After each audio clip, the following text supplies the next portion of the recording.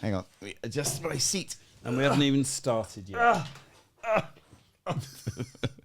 Right. How old, Mark? No, How old? Too Fucking old. Too fucking old. Right. To be of any use to man, beast, and particularly woman. That's not true. Claire was saying that you're a very, very good lover. Yes, she would. She would. Anyway, what time of year is it?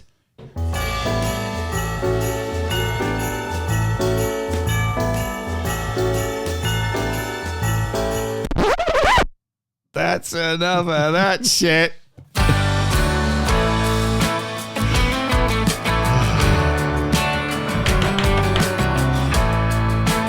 Well, ladies and gentlemen, welcome to Brumcrack number 24. 24. Almost appropriate.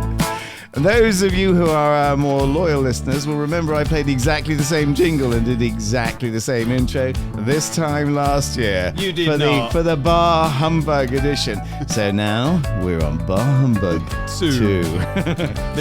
First there was Bar Humbug, now Bar Humbug 2.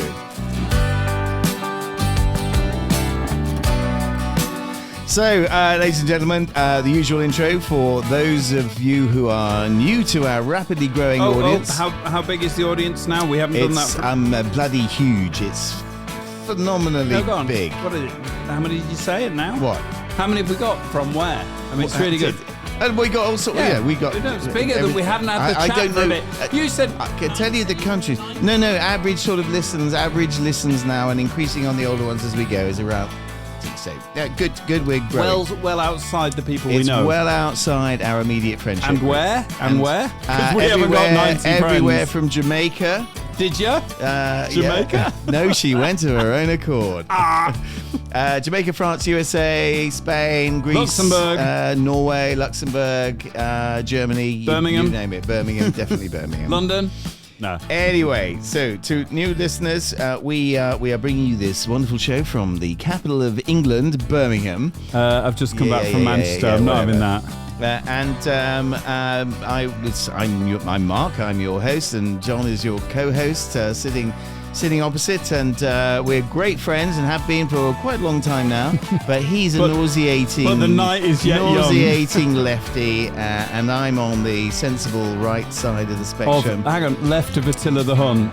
Maybe not. The most important fact is that whatever we may disagree about, we have more in common than we... Look at us both. If you're watching this on the video, there's hatred. We have more in common than we disagree with each other about. So there we go. So, but we're both old farts, generally speaking. I'm 64. John's a mere stripling at not quite 62.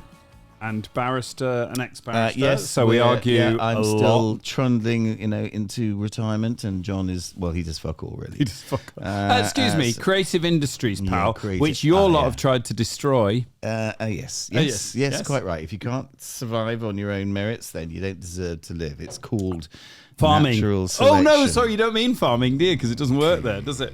Let's see. Right, anyway, let's carry on. So here we are. We're episode 24. We've been going over a year now, and moving rapidly into next year. I'm getting all excited because we were doing a pre-show where we kind of work out the kind of things we're going to talk about.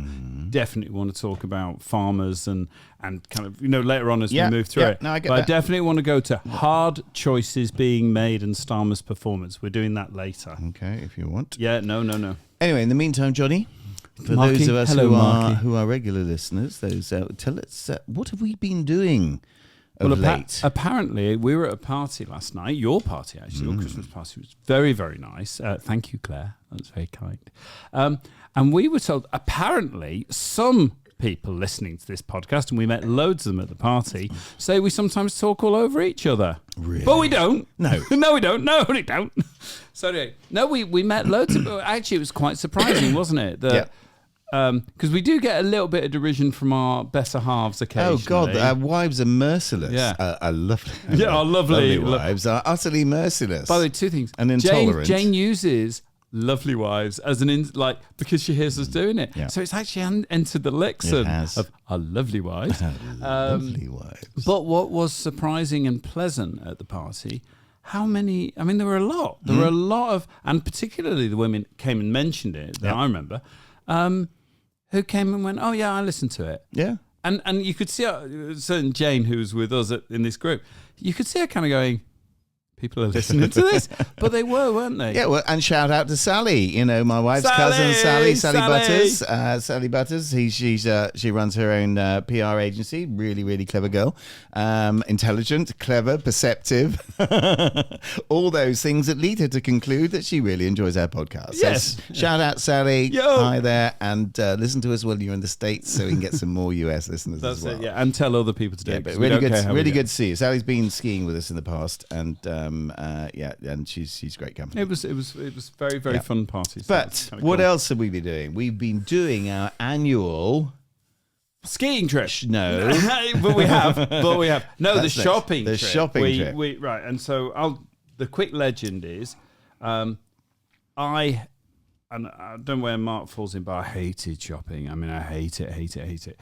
And I'm an avowed 23rd of January in the afternoon, 24th of January in the afternoon, doing the last second for Jane's shopping. Christmas presents. No, for everybody. For January for Jane's Christmas presents. No, not January, December. but the point is, that was a bit of a Freudian But the slip there. very last second. I actually got into the habit of quite liking it because everyone's fucked off by then. You know, all the scared men. There's fuck all left. No, it doesn't matter. There's always tat. You always find some tat for Jane. You always find some tat. No, I have to say, to be fair, this is more Lindy, my late wife. She had to put up with this shit. But I almost got into the habit of going, oh, screw it, I'll do it Christmas Eve because, you know, all the panic buys, then even even they've gone by then. So we actually walk through it. It's pretty empty and you go and get it. Jane has slightly higher standards than that and wasn't having any of that. So it's so miserable. And then you came to the rescue and went, well, I go shopping for Claire's stuff.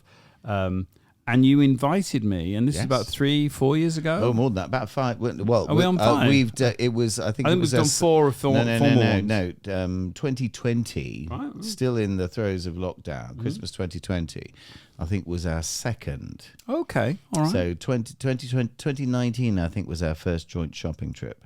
So we gave 5 years. So I was going to say, so what's the maths on that? For fuck's sake. 5 years. A scientist, the electronic engineer here. You think he'd be able to, add his fingers. Well, until someone died touching so 5 years. 5 years. And it's turned into a ritual, and it's a great ritual. And if anyone else is out there who hates shopping, find another bloke.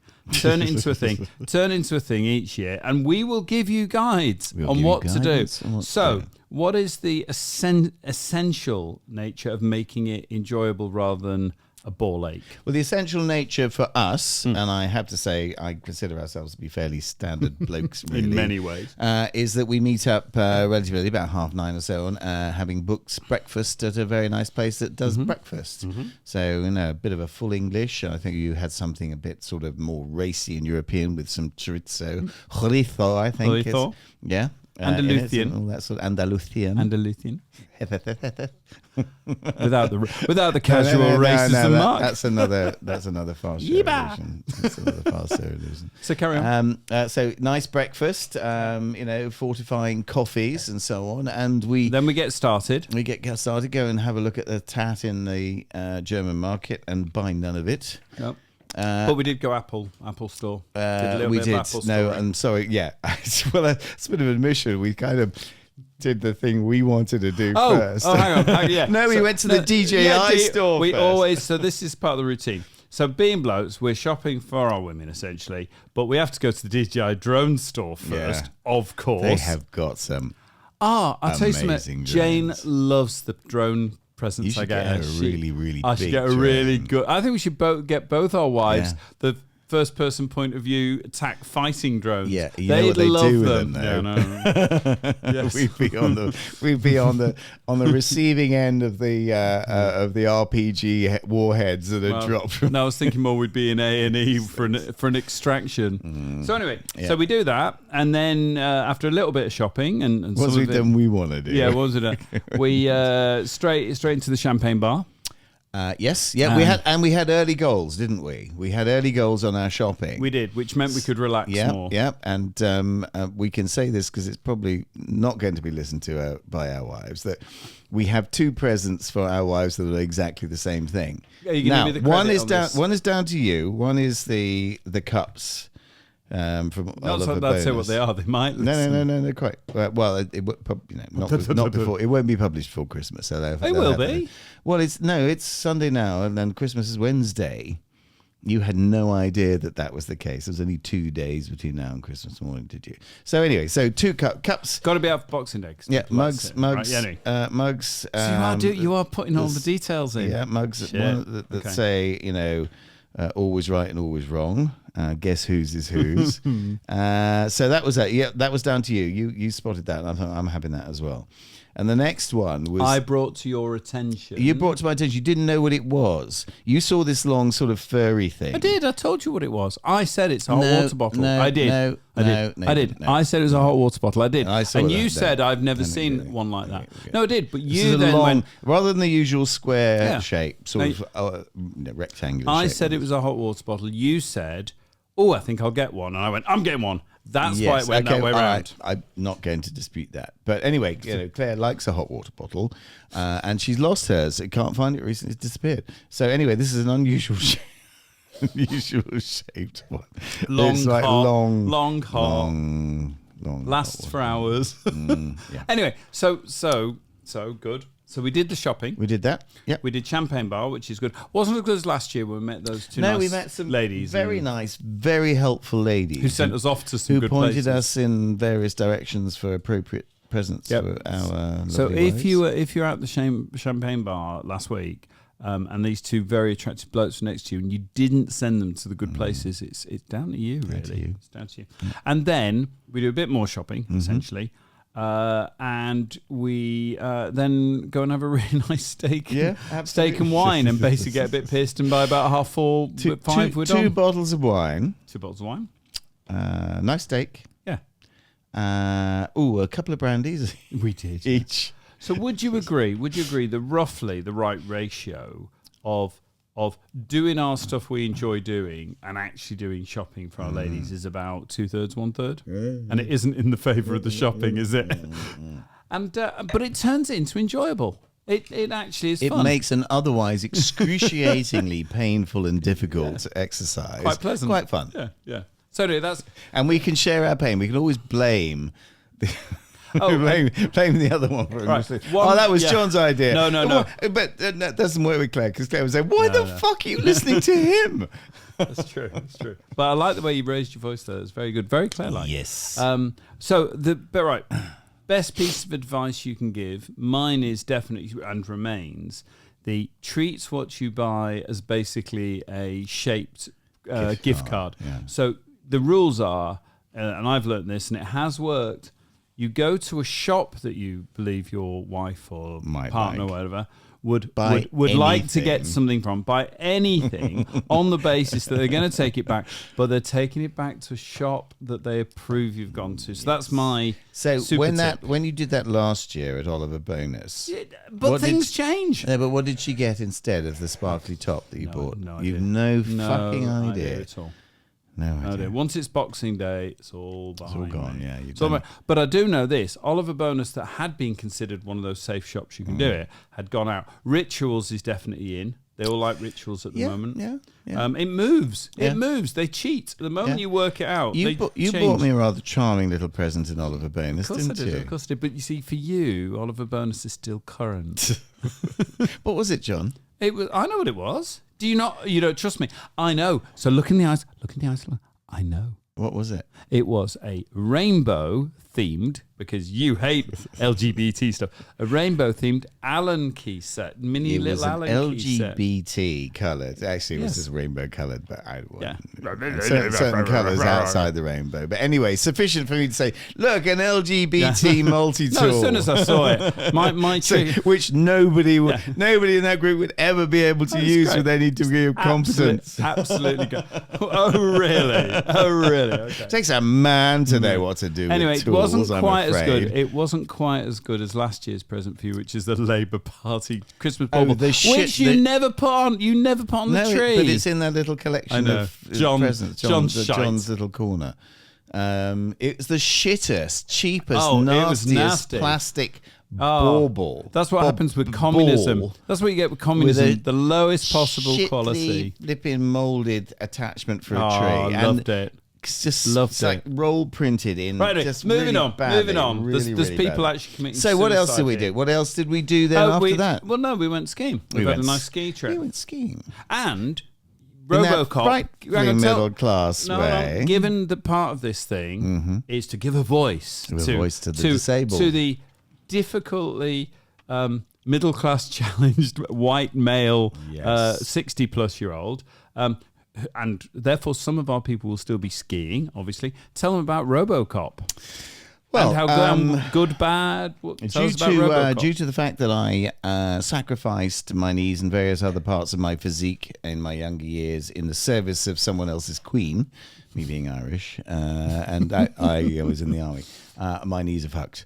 So I've struggled the last few years with skiing. And Jane, your lovely wife, suggested I try something called a Ski Mojo. And basically what it is an exoskeleton. It's quite clever. Really cool by name.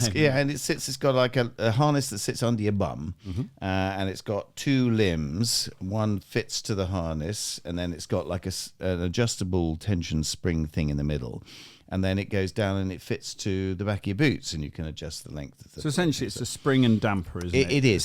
It's basically a shock absorber. It's a shock absorber for your knees. And I was very skeptical, and so I sort of hired it, for the day on the basis that whatever I think they charge you €50 if you don't hire it, and if you don't keep it. Then if you do keep it, they give you the 50 off the obviously, yes, yeah. And I was skeptical. I took some persuading. I tried it. But persuading by me, I believe. I really pushed you. No, by Claire? I know, but I pushed you hard. I did. Pushed me. I did push you hard.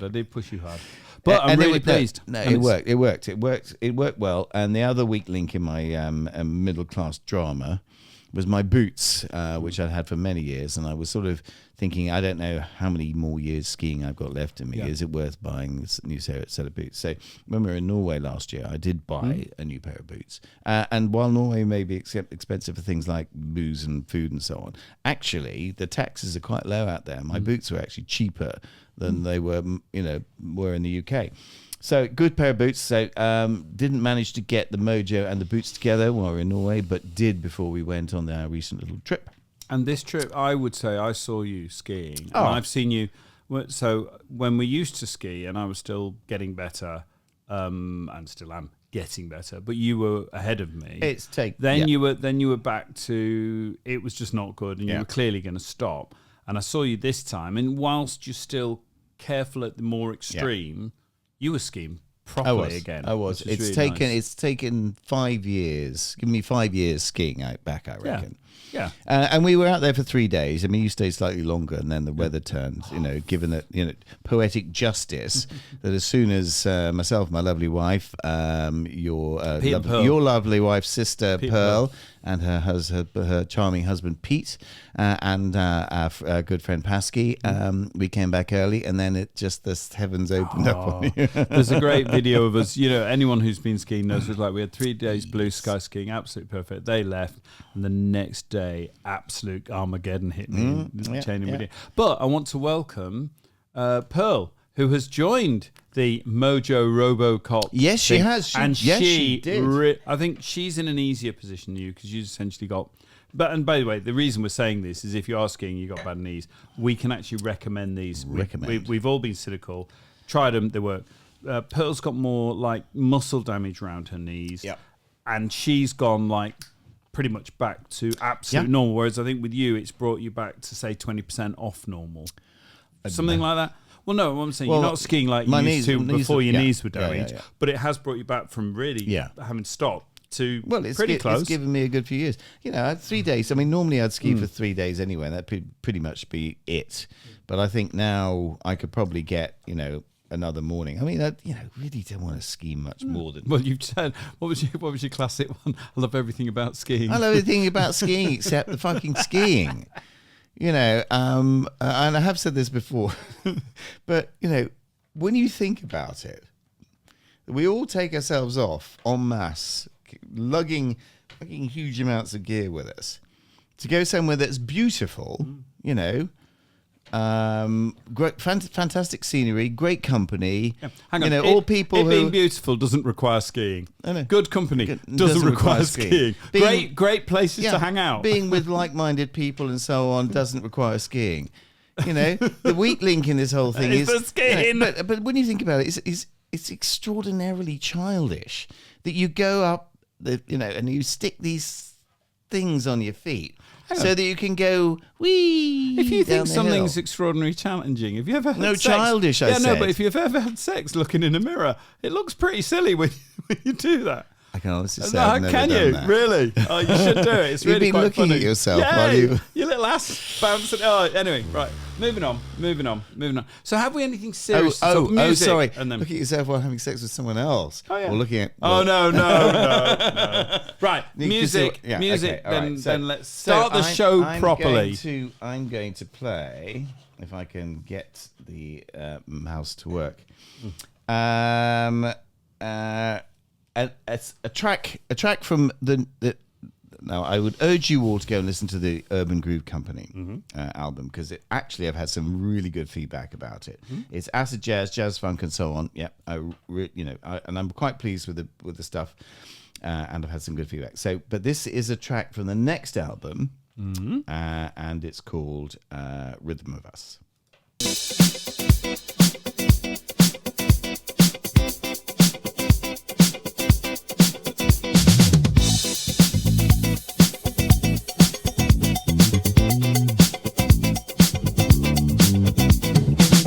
The way you move me is like a dream come true. Effortless beauty, you know it's you. With every whisper, you make my soul ignite. In every moment, you bring the stars to light. We've danced through shadows, we've seen the highs and lows, but through it all, my heart only knows tonight's for us alone.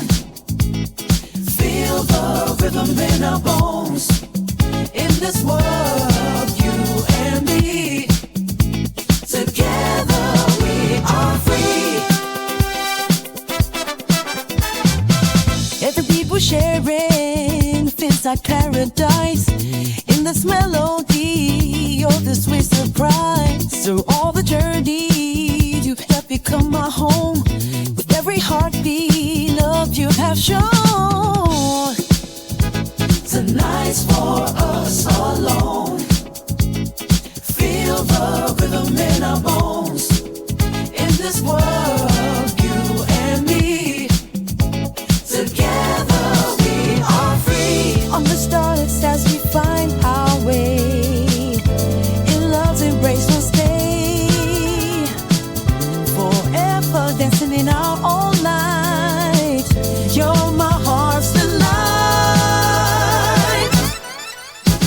Tonight's for us alone. Feel the rhythm in our bones. In this world, you and me, together we are free. On the starlets as we find our way, in love's embrace we'll stay. Forever dancing in our own night. You're my heart's delight. Sacred space. Tonight's for us alone. Feel the rhythm in our bones. In this world, you and me, together we are free. Intertwined the soulful melodies. Every note brings you close to me. This groove's a place where we belong. Forever moving, heartbeats keep us strong.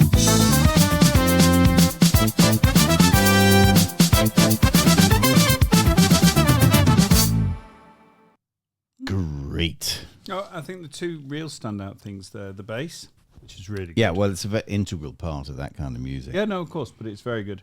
And I just think the sound quality of the horns, you know, that's where you'd expect it to sound computery. Yeah. That's what you'd expect. I think the idea that they seem to, but actually generally they seem to get horns and trumpets.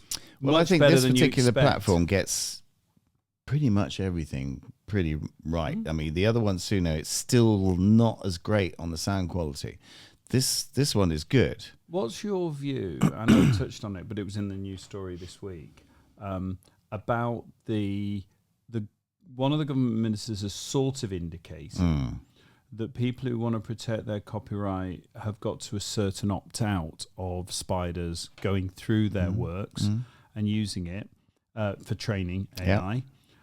Whereas a number of creative institutions, I'm pretty sure the PRS for Music, I'm not sure they're in it, but they almost certainly would be, because all the major representatives of creators who, after all, have created the content that is being spidered and used. Just to explain the terms, AI has massive data and then comes up with algorithms that generate this kind of music, but it is from real music that's being created by real people.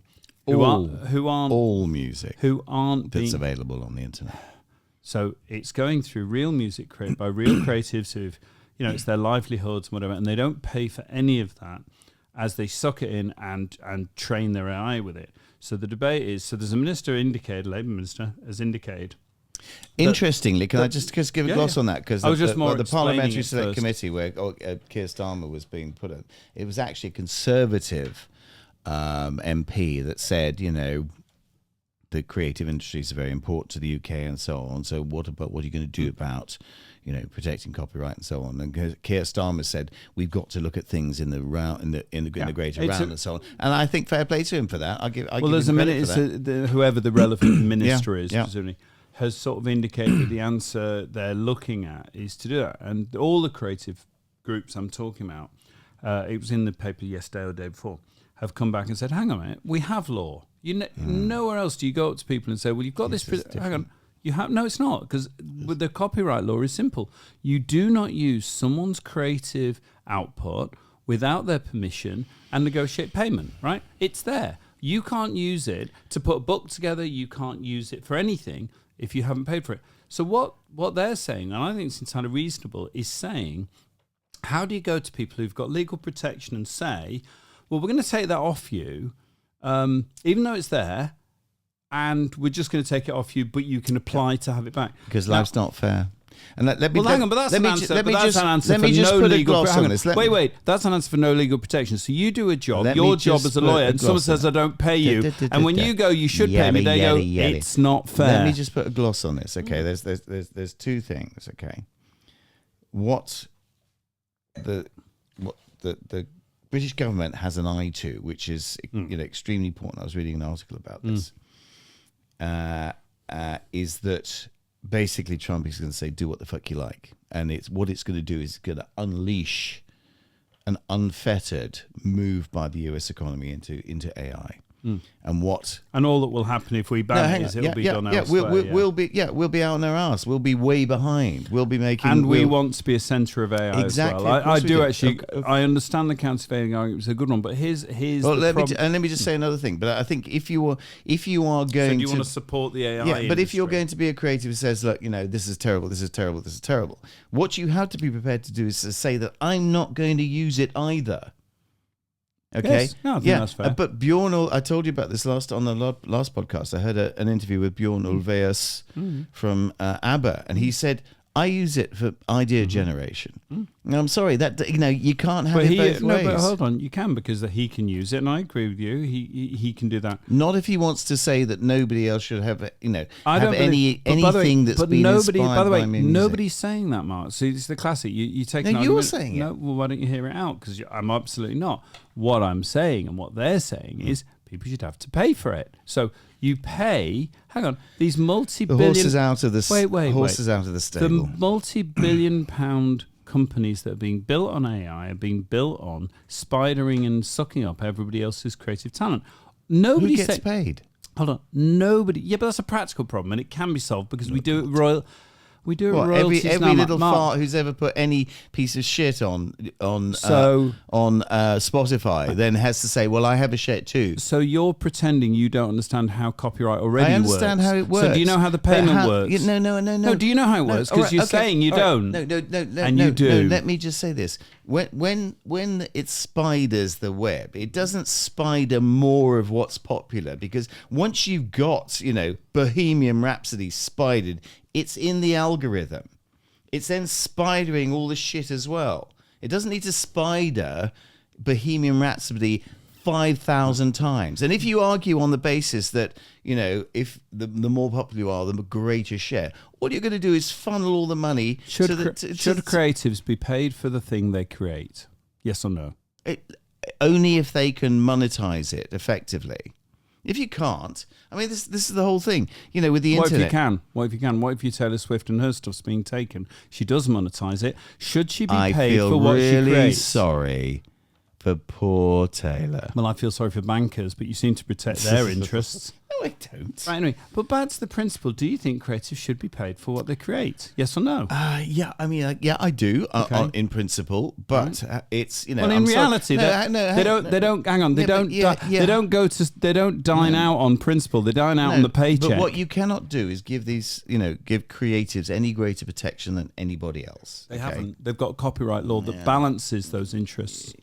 You just don't like the result, because the result is you have to pay more when you use AI because they have to make royalty payments. Yeah, but everybody has ever put. Are you going to put?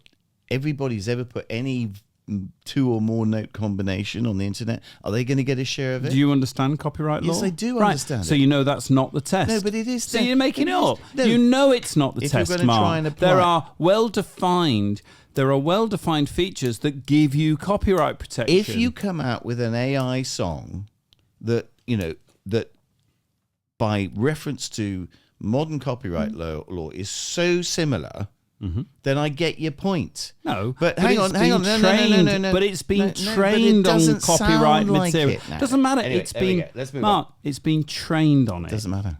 It doesn't sound like it, though. It doesn't matter. The end of the algorithm may sound different, but the algorithm only works with other people's copyright material. For everybody else. Oh, it's boring when you're losing. No, it's not. I'm losing. I haven't got an argument. I'll just go, it's boring. But you're just carrying on the same sort of thing. If you're going for it's been trained on, it's been trained on their work everything. Has been used. It's been trained on the good and the bad. And like I say, you only need Bohemian Rhapsody once. You only need the shit stuff, that somebody puts on that's of no merit once. You can guess the weighting, actually. But anyway, Mark, on just to explain it, so it's not just shouting. No, don't patronise. I'm not going to. By the way, wait till I've done it and then say it's patronising rather than in advance. All right.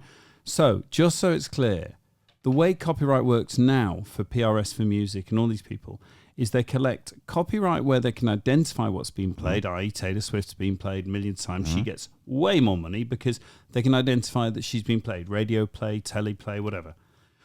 There's loads and loads of music they can't do. So, for instance, a nursery that I'm involved in, we pay a standard PRS license every year, 150 quid. Nobody knows what we play. Nobody cares what we play. And almost every restaurant is the same. What that money does, it goes into a pool, and the pool is distributed based on whatever algorithm they've got. Hold on. That could be applied to AI. You know it, and I know. You just don't want to have to pay for it. No, I get. So why can't you have a pool system exactly the same? Who does it apply to? Well, they're the rules that make the pool now. Everybody who's ever put any piece of shit on the internet. But that's what the pool does now. It has rules. For instance, if it's been played 100,000 times onwards, you get copyright. You get a share of the pool. What I'm trying to say is, and I know. You're talking in no way. Principles. It is in a brave new and you're world. Just talking theft. And I'm sorry. And it benefits I don't you. Care. Classic Tory. Don't care. Yeah, no, you don't care. Creatives think they're owed something. By the way, no, creatives think. No, they don't. They think if they've made because they're on a higher plane. No, they think they owed something special. They think if they work their working lives creating stuff that makes someone else Build millions, it within the they model should get that some exists. Build it within the model that exists. As you say, Mark. Anyway. Mark, since you don't care, why should anyone care about your opinions? Right. Well, I have a particularly pertinent song here next. Okay, so this comes into my pop miscellaneous category, and I'm not quite sure where to put it. It's a I've just had an idea. It's quite a poppy song, but I include it, okay, because let's see if you can guess who wrote it. No, you can see. Let's see if you see any similarities to another artist. Well, I'm sure okay? if it's pop.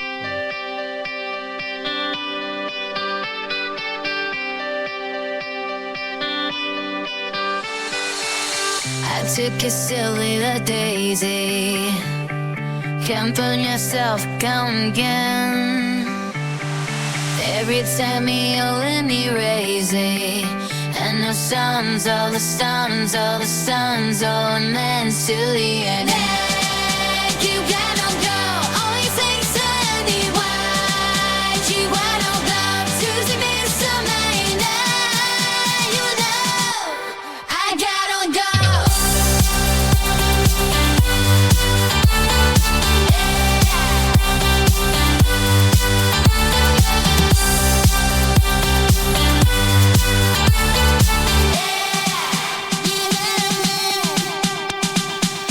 It's the battle of praying. You go on down the stream. Every time you can be busy. And the stars, all the stars, all the stars, all meant to the end. You gotta go, only takes anyone. You wanna go to see me someday.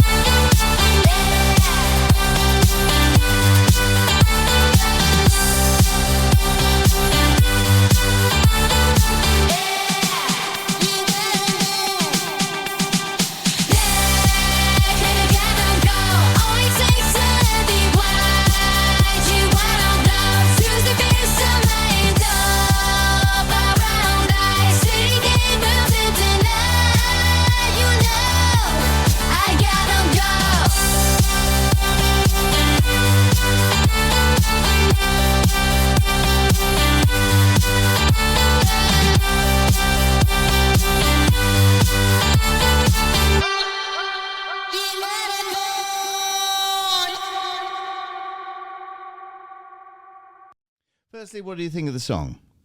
I like it. I think I'd remix it slightly. It's a little bit too trebly for me. Just it sits in that and it's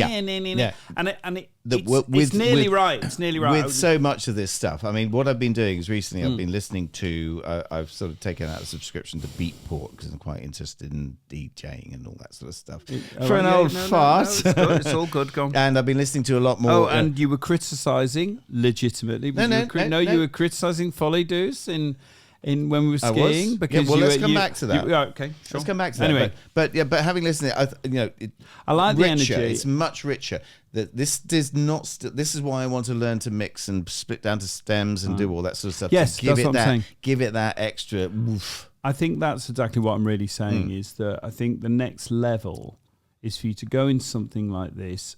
As though you had original artists doing each stem, and for people who don't know, stems are the stripping out of vocal, drums, whatever, and then applying what I'd call music production skills, which is getting the best sound and blending them. And I think that would launch into a different level. And this is why it's getting there. I always feel I'm falling short with what's turned out, and there's things I want to do to make it better, more I want. And actually they're more classic music production skills because you're not at that point, although there are AIs, so you turn around and say, I want these drums to sound fatter, and very precise ones, and they'll go, okay, this is what you do to make it fatter. But all you're doing is... Now, who's the band I'm thinking of? Okay, who's the artist you're thinking of? My head like an Avril Lavigne. I don't follow Miley pop Cyrus. enough. Miley Cyrus, that's exactly who. If I were her, I'd be suing on that one. Very Miley Cyrus-y, isn't it? Very Miley. But I think it's a good song. I think it's a good song, but I thought, Miley Cyrus. That's a bit too close, yeah.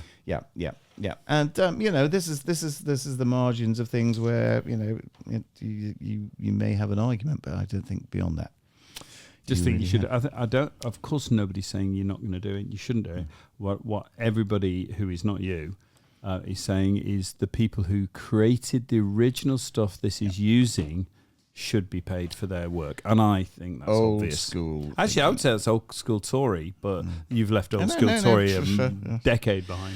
So, right, moving on to and again in the musical In the realm, spirit of- in the spirit of musical Christmassy music, Go on. the BBC refusing Yeah. to play what is now the number one download and streaming song in the country. I don't. Where's that? I read the article. I didn't see number one download. No, Sistama and No, the Granny Hammers. Hang on, hold on. Right, go on. You It's tell going the to story. be It's your freezing story. this Christmas. It's going to be your story. Go on. Okay, so this is the parody based on the, I think it was 1974 Mud song. It's going to be something this Christmas, and they've turned it into we could call it Sir Starmer and the Granny Hammers. It's going to be freezing this Christmas, and but he's doing it all for charity. All the money raised is going to to help elderly people with their fuel bills and so on. And the BBC, in its infinite desire to help those in need, has refused to play it, despite the fact that I think it was in 1982 they played a song called Thatcher the Milk Snatcher. Okay, which they didn't seem to have any problem in playing. Now, I'm sorry, this just has been the final nail in the coffin You're for right. me. Number one in the download charts. This is the final nail in the coffin for me so far as any credibility that the BBC has about anything in the world. And I say that with some regret, because I was brought up in Ireland, okay, and the only channel we could get apart from RTE, Radio Telefís Éireann, which in the radio, so was Radio 4 on longwave, and I loved Radio 4. It was a massive part of my education. The sort of cultural diversity of things that I was exposed to, have contributed to who I am today, and I give it great credit for that. But it was utterly impartial. I never felt there was any slant on anything. But nowadays, the BBC is just achingly woke, and I cannot stand it. I still listen to Radio 4 every morning, but I find myself screaming at the not screaming, but really swearing at the radio. No, of course, because Radio 4 is an intelligent, informed and balanced programme, and someone like you and Trump and... Well, why won't there be... Hold on, hang on. Trump... Wait, you, Trump, Musk and delusional people who are anti-vax Whatever. and anti-health and anti-COVID and all this kind of shit. Whatever. Of course you scream because it's rational, it's balanced and it's Let logical. me ask you this, though. Do you agree do you think that it's right that the BBC don't refuse to play it? I think there's two things going on here. Do I think it's right if the BBC banned playing it? I don't think that's right at all. Right, I don't. I would have thought this should be a decision made by, including anti-government. I love anti-government, and it doesn't matter who the government is. It should, well, first of all, the overall tapestry of media should be open to it, and it is, because it's obviously on downloads and all that. But, if they said, for instance, something like a statement, the Thatcher thing, when they wouldn't play the voice of the IRA. Jerry Adams. I was thinking Mike Miggins, but Jerry Adams. So that's where the corporation has made an actual statement, and I disagree. Well, no, with it was that Margaret statement. Thatcher would stop them playing it. I got it, but I'm just saying when it's like that, that's one level. So no, I don't think they should ban it for sure. I think any individual DJ on their program who thinks it'd be a bit edgy and a bit wow should be able to play it and play it. No, it's free society. I'm complete with that. I haven't really got much more to say that. Yes, if an individual DJ thinks their show will be better by playing it, they should be able to play it. So what do you think the reason for refusing to play it is? Well, it's overtly a political thing, but that isn't a reason to stop it. And before you jump, I'm not disagreeing with you. I'm guessing the reason is I've got my own instant reaction. I only found about this 2 minutes ago, right? And we did discuss it before. No. When? Before we started. No, but Goldfish. 2 minutes ago before the program. So look, there's things going on. There's a lot of, and I'm not saying this is the case here, right? But there is a lot of thing where dirty money, right? What you'd call Musk's money. But there's a lot of thing where money is being injected into the democratic system to achieve results they want. Was ever thus? No, it was not ever thus. Right? That's so incredibly there's a massive attack on the democratic system. So for instance, let me just flip it around. If you found out right? And I'm not saying it's true at all, but let me just give you an example. If you found out that the supposedly creative, freelancer who came up with this song, because I think it's a good creative parody song. I haven't heard it, but the nature of it's clever. Mm-hmm. But if you found out that was actually £1 million donated by what they're going for the old folks, right? But donated by an organisation. Let's say Farage got the money from Musk. Right. Just imagine that was the case. Hang on. Can I just ask just you wait 1 second. There? I'm going to bring I'm you asking back. a question, so I'm going to forget to finish the question, and you get to answer it. If you found out that there was £1 million of money channeled just to create this as a political attack, if that is what the story is in 6 months, would you say it's right for that to happen? I don't. I really don't think that's the point. That's not my question, though. No. And I don't think it makes a difference whether it's an individual that's decided to write and publish the song, or a political attack song. If it comes out as the same thing, does it matter? Yeah. No. The point is then, do you think why do you think the BBC has done it? Because nobody's suggesting that this has been written by someone who's but at the behest of a billionaire. I just said I don't. As a political attack. I don't think it should be banned. This is why I wanted to But bring. why don't you answer the question, Mark? No, hang on, no. Because you haven't. No, you haven't. You've gone round it. Do you think if it was secret money, paying for it as an attack, it would be okay? Yeah, but you haven't answered. I'm sorry, Mark. No, you know how to evade. No, I asked the question very clear. You're Everyone doing heard. exactly what you're accusing me. Everybody heard me ask you a simple question. If this was secret money as an attack, £1 million channeled in just to do an attack song, right, secretly, so it sounds like it's just coming from the ground, but actually is. I just want your question. Do you think that's good and healthy for democracy? You are diverting from my question. Well, anyway, everyone heard me ask it first. Why do you think the BBC is refusing to play it? That was my question. Right. This is my question. All right. Not diverting to your question. You still haven't answered it, but okay. Question. Right. I don't know, Mark. I suspect it's just blown up in the last 2 days in the Daily Telegraph front page where you read this shit. No.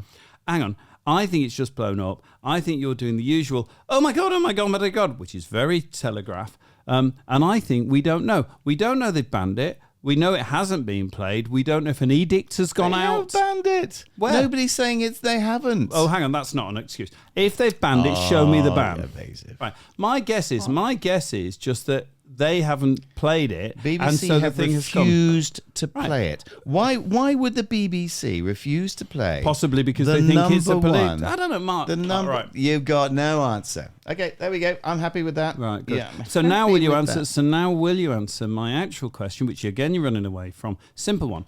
If it turned out that this was £1 million from Musk hidden through Farage to do a deliberate attack secretly, rather than it being a grassroots, genuine parody song, if it turned out to be a secret use of money to do an attack, do you think that's right? And would you support it? I don't think it makes any difference because the message is exactly the same. Whether so the answer is yes, you think that's all right? I think that's right. But I also think that the BBC has no grounds to ban it in those circumstances because it's free speech. Except what you do is if you inject money. So let's bring it on to the next subject that I was going to bring on. So Musk in the American election said he would give $1 million a day, I think, to people. It was 100.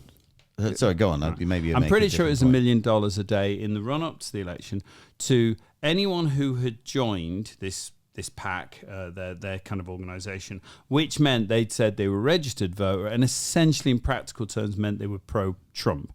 If you said you were pro-Trump and you joined this PAC, they then had a lottery and one of you got $1 million a day. That's how they split it out. So he bought votes in a way that used to be reminiscent of people being paid $10 to vote, right?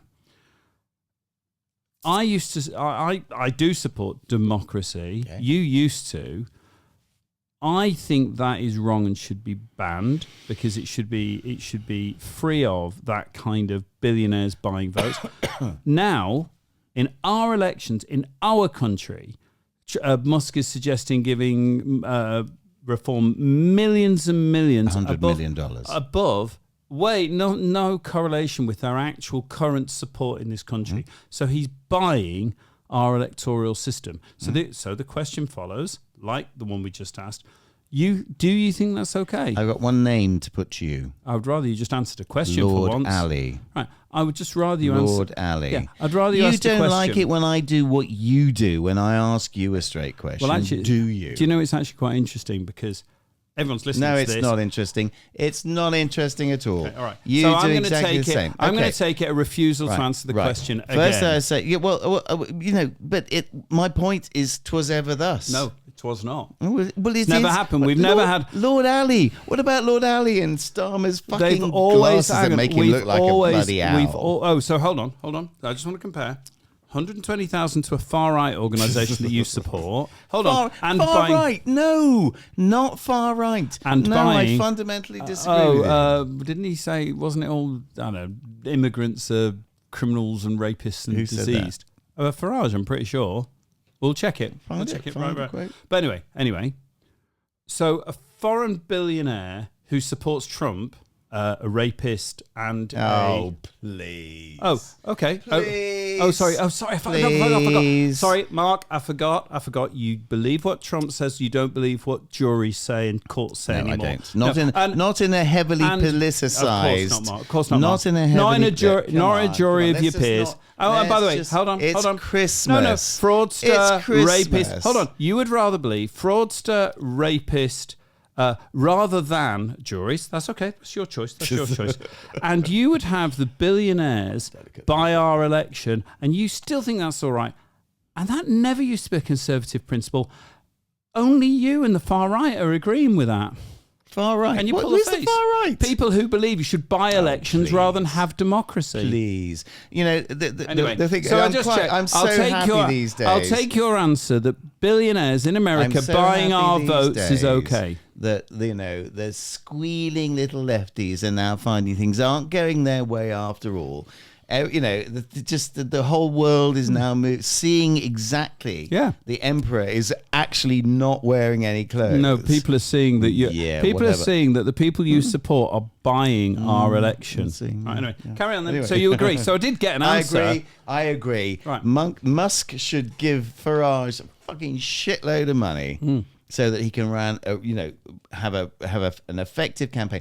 To be honest, I don't think he really needs it because this Labour government has done such an appalling job, and not only that, they're completely blind to the effect of this. Name And anything they've done wrong. Hang on. Oh, well, No, one thing, hang on. And the reason I just want to say, bit of context, little bit of context. The budget. No, wait. Little bit of context. The budget. Little bit of context. At the party we were at last night, someone said, "Oh, what do you think of Starmer?" It was asked very much. he's a cock. It was asked very much in the sense of, "Oh, everything's gone wrong. He's gone wrong." So it was a negative, right? And I said, "Well, I think he's done absolutely everything right. I can tell you one thing. I'm going to say." Everything right. Hold on. I'm opening the door for you. But I'm going to say one thing I do think he got wrong, they got wrong, right at the beginning, is the accepting freebies to Naivety, Wimbledon. Political naivety. Well, whether it's naivety, actually, is just think it was wrong. I agree. If you're going to attack the last government for its sleaze and its corruption, which was rampant, I agree with you. Then Last you can't, government were a then you shit can't- show. Hang on, but then you can't fuck off to the. No, to the you same, can. You can No, you can't because go to your the lot TV. came in saying we're going to But I be just better. said- We're Mark, the grown-ups Mark, in the room. I've just said that. okay. I'm saying that's the one I disagree. Beyond that, so I'm accepting that one. Beyond that, I don't think they've put a foot wrong. Well, no, rather than laughter, actually say something So and do you back it think up. they're going to be elected again That next wasn't time? the question. That wasn't the question. My question is, you stand there with all your bluff and your bluster and your so name something. I've ever actually done that. So you haven't. I have for you. So name something that is either they didn't say it before they went for the election, or that doesn't fit in with what they promised to do. So much. Name All one. this- Oh, No, Mark, the black hole. The black hole. Mark, name one. That isn't one. Name something Okay. where you can say, well, they said they'd do this and then they've done something different. Name it. Not taxing working people. Have they? Yes. Name it. Name the tax. Okay.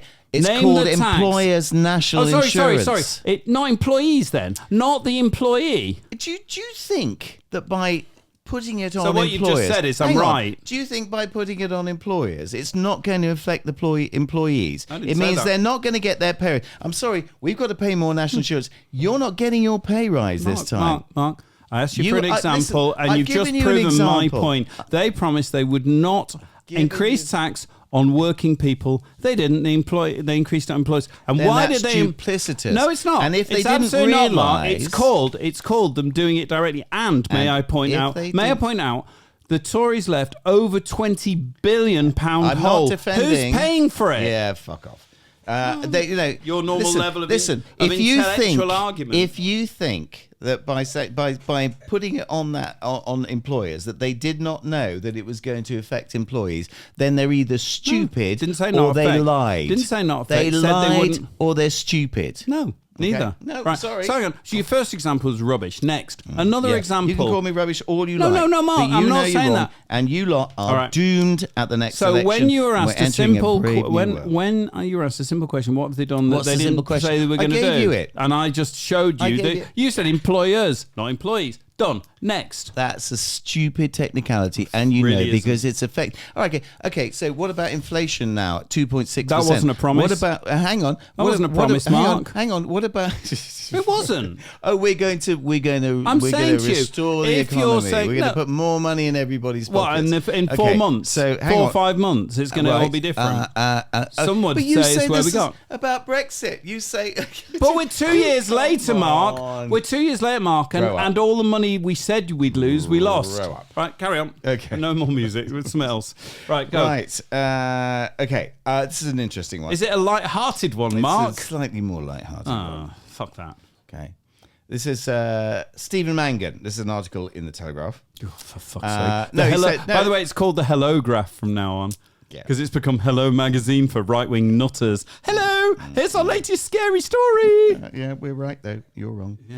Stephen Mangan, I would not bow for King Charles. Actor whose family is Irish Republican said he would not accept an OBE from the royal family ahead Was he of offered New one? Year's honours list. Was he offered one? Well, I don't know. No, Can I point out, Mark, right now, I'm not accepting an OBE either. I'm not, no. Oh, right. Stephen Mangan has said he would not bow for King Charles and would refuse an honour if it were offered to him. I can shoot. We're going to shoot from I that. suspect he's had a he's letter. not going to. No, I suspect he's had the letter. I Or he's don't being a know. wanker. I don't know. Right, Anyway, so, but interesting point. would you? That's the Okay, question. right. Now, I have a hybrid answer to that. If I were to have done something that merited being offered one, Voting Tory?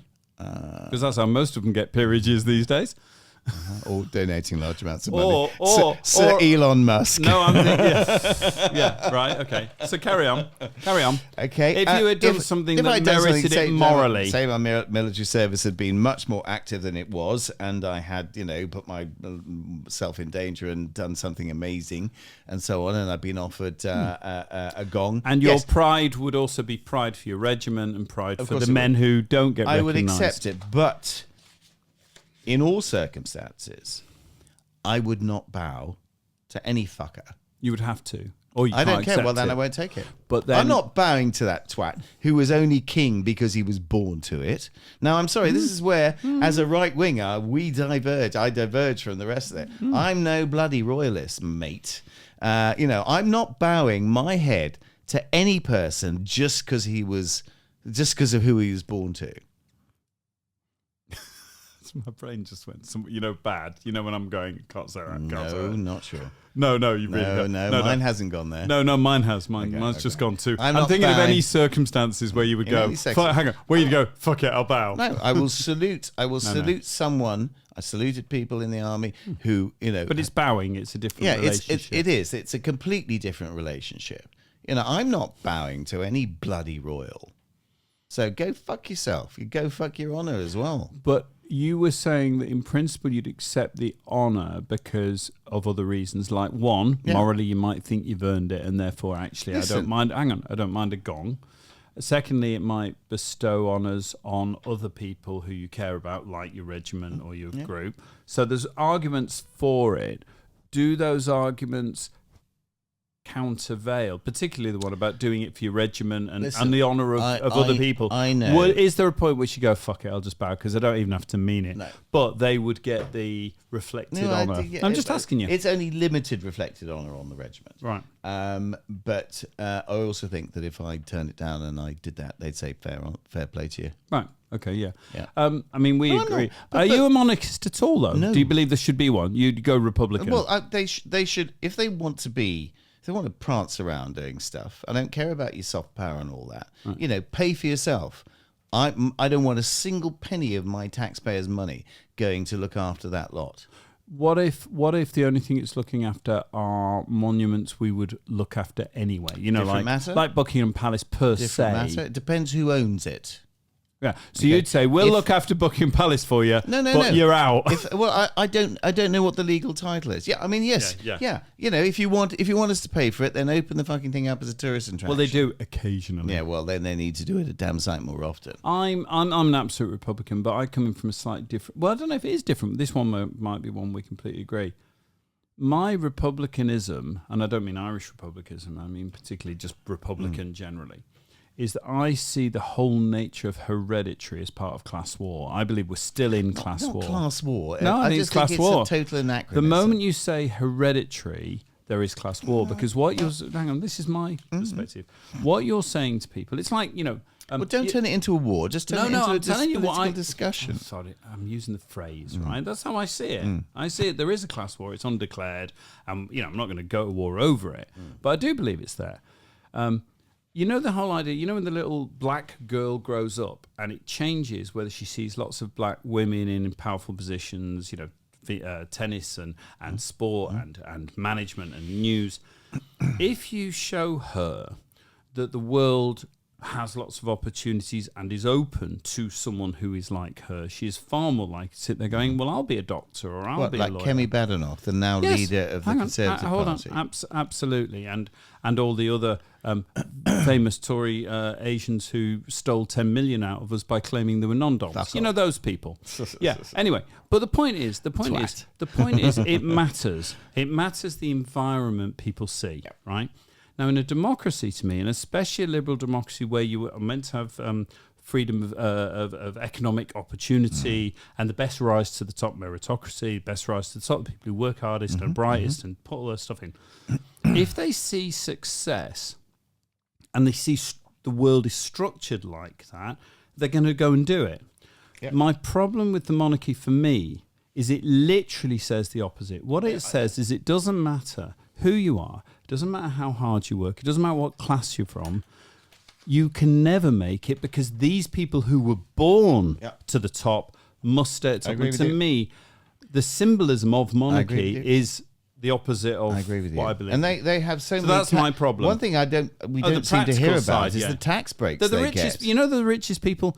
They're either the richest people in Europe or the richest people in the world. They're that rich, actually. They own... I mean, it's shocking. There was a good documentary on it. I mean, I'm not sure whether it's the world... Yeah, where's their bloody inheritance tax when they pass no, precisely. Well, it's either the world or it's Europe. It's certainly more than the richest of Britain. They really are. I may have a look at it when we put some on. And they have intervened directly to stop tax questions hitting them. Needs to stop. Well, I think the only way is... They've got to be entirely self-supporting in the commercial. Overthrown. Yeah, well, I agree. Guillotines. I was watching listening to a really good on the motorway. I was listening to a great program. Do you know Mr. Guillotine wouldn't build the guillotine? Seriously. Do you know it's one of those great quirks, right? And the reason is, just so you know, he was a humanist. He had very liberal views. He did it as a humane way of execution. It was more than that. He absolutely advocated no capital punishment. That's what he wanted. And genuinely. He designed. No, he didn't design it. This is what's honestly, it's great. Imagine you getting a name after you of the thing you fucking hate. Yeah. So he absolutely disagreed with the with capital punishment and advocated against it, right? But then he believed that, well, that's a stretch too far. We won't go for that. And all he said was, and this is what's brilliant.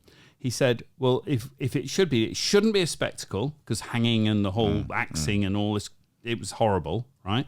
And in fact, there was a particular one. Sorry, someone stabbed one of the kings, whatever.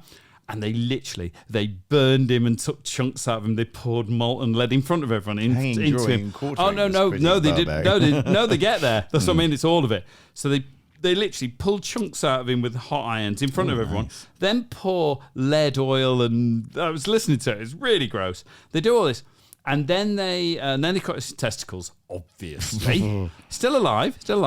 Then they attach him to the horses and pull him apart, but they haven't done that before for a long time, so he doesn't come apart. So they go and start cutting his tendons until he goes pop, and he's still alive when they burn his limbs in front of him, right? So anyway, but it created a backlash. It was like so fucking horrible that people were kind of going, yeah, right.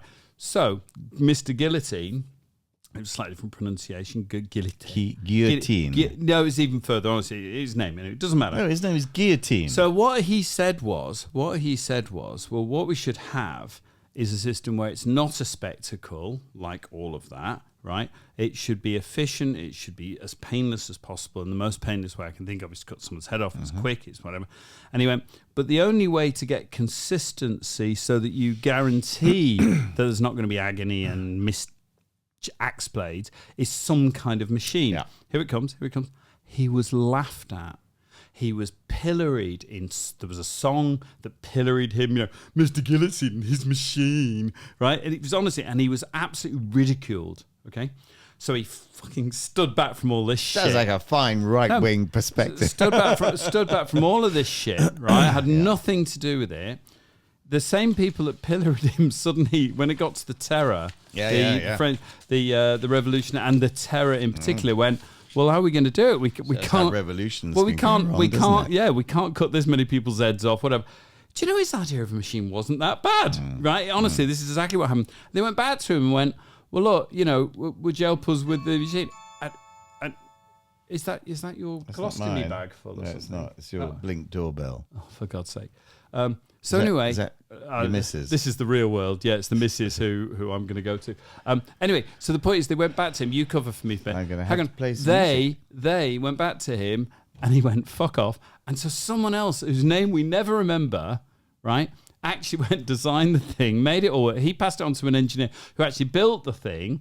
But everyone's mind was remembered Guillotine's name associated with laughing at him. But the machine, that's how his name got attached. I'm gonna let this run, and I'm gonna pick up where I'm gonna have a wee while you're doing this, and I'll cut out the relevant part. Right. Absolute. What was that, Shane? Amazon man. Oh, Amazon for fucking hell. What? But for whom? Who was it for? Didn't get that far. I thought I'd come back up. Right. Let's go.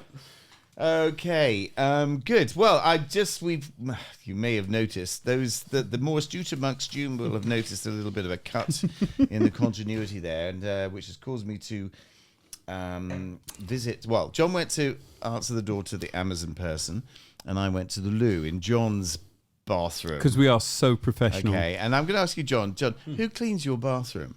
If you mean the toilet, I'm not cleaning your toilet. No, I'm not asking about that. I'm asking who cleans your toilet. I do.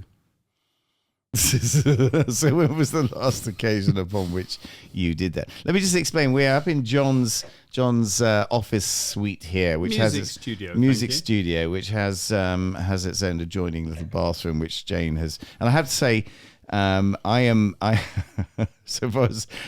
as far as toileting is concerned, I'm banished to the downstairs toilet, which Claire has on occasion referred to as the hippo zone, and I'll leave it to your imagination as to why. By the way, can I suggest, if you want the full impact of that, go on YouTube and watch a hippo shitting, because what they do with their tail is amazing. It's a wonder of nature. But it's not dissimilar to anyway yours. So I've not been in there today. No, but you have been in there for about the last 6 months, which looks like it might be the last time you flipping cleaned Let's it. carry on. Right. Good. All right. Well, we are going to play a bit of music now. So this is an interesting one. This is another one that kind of is a bit cheesy. Remember, I introduced you to cheese. Oh, by the way, there are no BBC policies preventing it from airing protests. So why is nobody playing it then? That's bullshit. What's that in? Who says that? Telegraph. No, it's not. It says Neuro News, but the statement's whatever. there. Anyway, carry on. Whatever. I introduced you to the cheese factor last time with regard to the music. Mm-hmm. You don't remember, do you? Yeah. But just something I really liked, but was a bit cheesy, and this kind of falls into this same sort of thing. This I think this would make a great theme tune, but sort of the song that plays after the film. Mm-hmm. On end credits, on something like a Frozen film, a Disney thing about girls overcoming adversity, blah blah, and all that sort of bullshit. I think we have to have a bit of a rule here, not least which legal reasons. I want to see what the prompts are. I want a song. I want a song by prepubescent girls who are floating around in fairy dresses. I'll find out for you. I want to know what your prompts are. I can't remember the top of my head. Yeah. Anyway, this is quite. I mean, I really like this. So let's go. Think of it what you will. Beyond the Horizon. In the twilight's gentle glow, whispers begging time to go. On this carpet of clouds we rise, drawn by promises in the skies. Feel the pulse, the rhythms flow, guiding us where the dreamers go. Catch the wind in my hair, feel the freedom of the sky taking flight. Lost in memories and dreams, we prepare as we soar into the night. Flying high, touching the stars, leave behind all that we are. Underneath the endless night sky, we'll journey where the stories lie. Floating through the galaxy's screen, and we know that a little we can dream.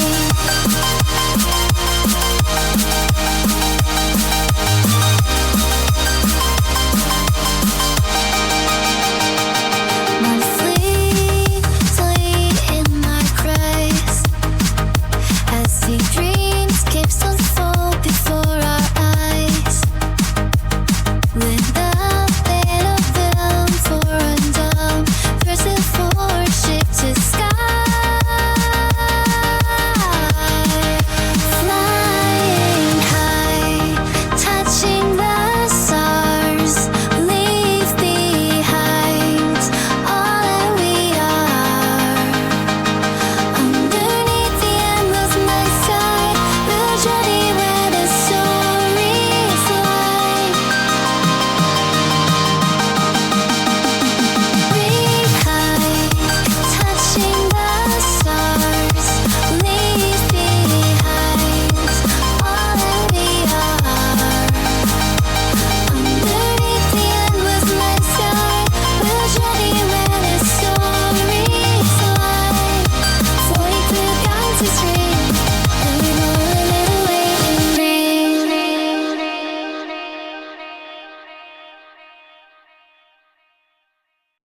Interesting, that one. Yeah, do you see what I mean about, like, you can imagine that, at the end of No, like a it's good song. Frozen Hang on. type film. It's overall, it's a very good song, and the production's great. I didn't like. As soon as I heard it, I went, "Oh, I don't like that." Which was her voice, just Yeah. straight. No, I get that. No. Changed my mind. Didn't like it when it first hit me. I just heard it went, "Arr," and I kind of thought, I thought a bit AI-y, bit, no. But because we use vocoders on real voices as well. But it hit me, and I went, "No, I don't like that." And then I listened to one thing that was very clever in it, really clever. And I went, ooh. And then the voice, as it went along, really fitted in. So I changed my mind. Yeah. And that's actually quite good in a song. If you almost have an adverse reaction, but it wins you over, you actually get close to the song. Yeah, so completely. the thing that was really clever is in the first verse, when it's just building. Did you notice that the timing on and it's not a small thing, it's a trick, but it's a very clever trick. The timing on the piano was out terribly. Okay, no. And it wasn't accidental. Right? So the idea of pushing and dragging. Yeah. And just so if you're playing something, most people expect you to just go play. And what you can do is go play. So you can go before you should have come in. And it's very human. It's a real keyboard player who's not getting it wrong, because it's a deliberate technique where you add energy by playing it wrong, by being a bit early. Yeah. And they were really quite far. This wasn't a little bit. And then they'd be late. It was like but it was deliberate. You could absolutely tell it. And what it does subliminally makes you pay attention, and it makes you feel it's very human, because no machine's going to do that. So you've got all that going on in the verse. It's really noticeable. If you listen to it again, you'll go, oh yeah, it's really far out. So it does that, and it makes it sound very human. It sounds like she's singing, he's playing the piano. Maybe they haven't played too much together. So you get a real live, real people playing feel, which, given it as an algorithm, is very clever, right? And then it hits the chorus, and it's bang on perfect for the chorus. That thumpy dance beat. Yeah, it's almost so they're doing it to set up a contrast. And it's almost like the voice, it starts off sounding a bit childish, but it's almost like when the voice matures. Well, also the bass comes in, so suddenly the voice sits out and becomes stronger from a clever bass thing. So there's a lot of clever stuff in it, but I just thought that dragging push thing, followed by the chorus standing out as different, because it absolutely is on the beat. You see what I mean about, if you had like a Disney animation film about some girl, whatever, and then it's like, I think that's sort of, end credits music version. So basically, no one has to get paid anymore, apart from you. No, I don't. You who's never sang a note. Nope. Yep. Anyway, right, next. Good, right. So we finished off with Guillotine, which I just quite liked. Yes. Well, we have in our anxiousness to serve humanity, we have taken upon ourselves the mantle of agony uncles. And respond. No, it's agony aunts. I'm sorry. Okay. We can be an agony uncle. No, I want to be an agony. I've always wanted to be an agony aunt. Okay, you can be the transgender one. Do you know the one? I'll be the uncle. Yeah, but do you know the one? Does that make you my wife? No, but do you know the? We're their uncle and. But you know the Monty Python one, Life Brian, where it's one. I stand for my right to be an agony aunt. But Phil, you're not. I want the right to have babies, but you can't. Yes, but I want the right. But there was a massive controversy about that very sketch. Not at the time. Oh, you now? No, it's great. By the way, there wasn't any controversy. People can know. Anyway, no, I'm going to be an agony. This is the agony aunt. You're going to be a ning. I came up with this one via Pearl. I'm pretty sure. I think it was Pearl who came up with it. Shout out to Pearl. Peril, as she's known. So, no, she's not. Jane said that. Jane. No, she didn't. Pearl, no, she didn't. No, she didn't, Mark. Okay. Bro code. She didn't. So anyway, let's see. I think I dug one out, or I had one. Okay. But no, you go first. No, you go. If you've got, I can't. Well, this one's a bit meaty. This one actually. Oh no, I don't want meaty. Go on. Do meaty. You said you wanted meaty. So hang on. Let's do it's a new section. So here's the idea. We don't accept the idea that middle class, middle-aged, maybe even older than middle-aged, white males don't have something to say to solve everybody's emotional problems, no matter how deep, no matter whether it's a woman, a man, or anything in between. We will help solve your problem. The patriarchy will solve everything. There you go. Right. So on that basis, give us your problem. And by the way, we're going to put a link in our Facebook, which is anybody who listens to this. Have you set it up? It is set up, yes. Oh. No, it's not. Clearly, but it will anybody be. looking on YouTube will see John's face. Oh, like all the TikToks and the But reels. It will be by the time you respond to this. But anyway, the point is, agony aunt, if you need help, we're the ones to help you. Here we are. Right. So let's have our first one, Mark. Okay. All right. So, dear Brumcrack. We might have to work on that. No, dear Brumcrack. Excuse me. My wife has been cheating on me for a year. How can I forgive her? Okay. I didn't know this was yours. This isn't. You know which one's mine. We get to that pretty soon. I'm sorry. In male environments, somebody if a bloke turns up and says to his mates, it says to him, look, my mate says my wife's been shagging someone for a year. What am I going to do? And they go, ah. You are so childish. It's my turn next week, mate. But that's kind of what you get. Hold on. The other one is, my wife's been shagging someone for a year, and you go, it wasn't me. Why would I say that? Why would I say that? Yeah, but Right, anyway, you get. let's put a bit of context in to see if we can actually get anything like serious answers. So right. let's imagine, because it will be more interesting, it's someone our age telling you as a mate. This is the. Let me continue with the submission to Brumcrack for advice.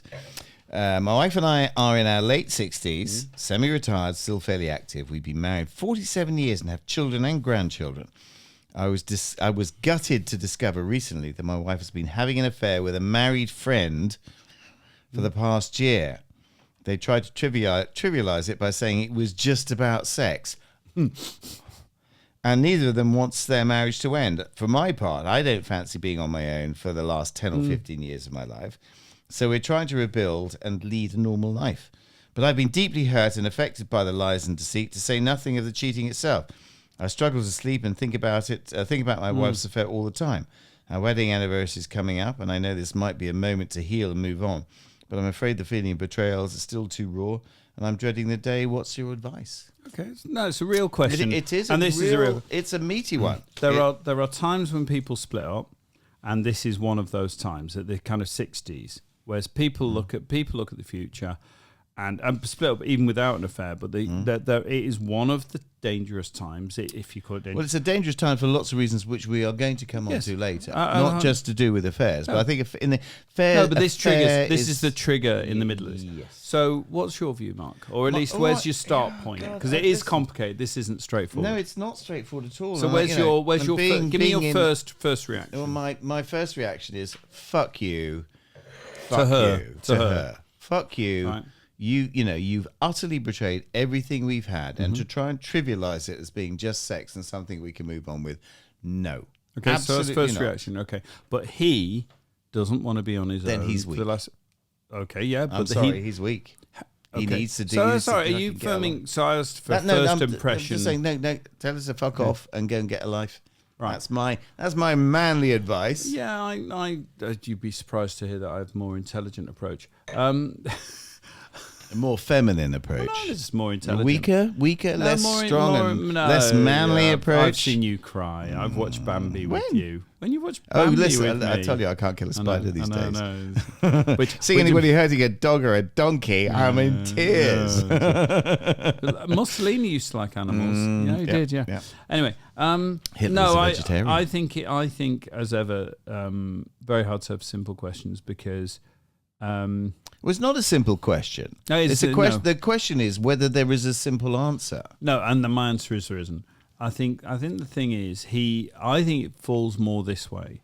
He has decisions to make, and they're his decisions to make, and they range from fuck off, you deserve it, but they're his decisions. So I'm much more to the nature of. I would actually say slow down, take your time to think, so you're not acting instinctively either way. And then tell her to fuck off. And then decide what you really want. I'm not saying a knee-jerk reaction, tell her to fuck off. I would stop and think about it, yeah, and then I'd tell her to fuck off. Well, you don't know that because stopping and think about it, for most people, involves being open-mindedness that you think about it, Mark. Just saying. Well, I can think about it. That's what a lot of people do. Just because I make a decision that, that you've already pre-made. No, I would actually say, in all seriousness, I think if we're going to treat it as a more interesting thing, real, I would say I would be bitterly hurt, and I think you would.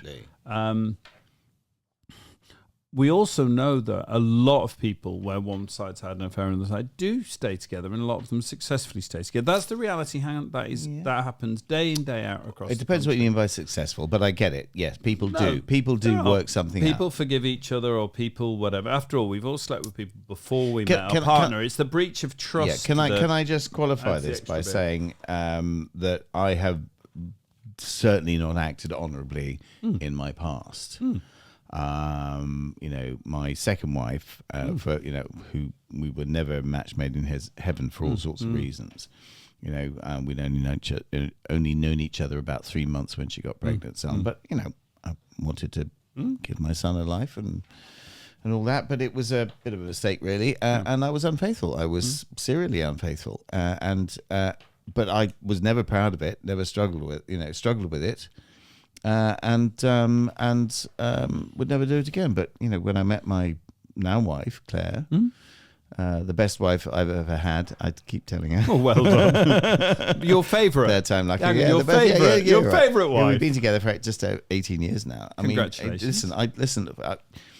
She's the first woman I truly respected, and I know that if I would. Well, firstly, I wouldn't want to put a foot wrong because I'm happy. Secondly, I know that if I did, what I described happened to that guy in the French Revolution would be nothing compared to what happens to you in Stourbridge. But my point is, I have. Having so been in the shit, so I'm kind of looking at it from the. No, I'm not coming from the moral high ground.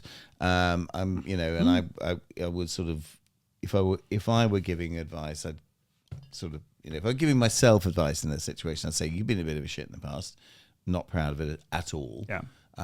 So are you going to give her the benefit? So of the doubt? so actually, it's more nuanced. I think because I'd still tell her to fuck off. No, I don't know if you would. I don't know if you would. You might. I would say to him, slow it down. Really think about it.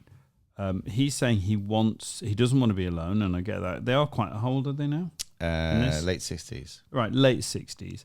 Together. So the reality is, so the reality is, if she wants to be with this other guy, then it's dead. That's the first thing. So you're chasing something that's not there.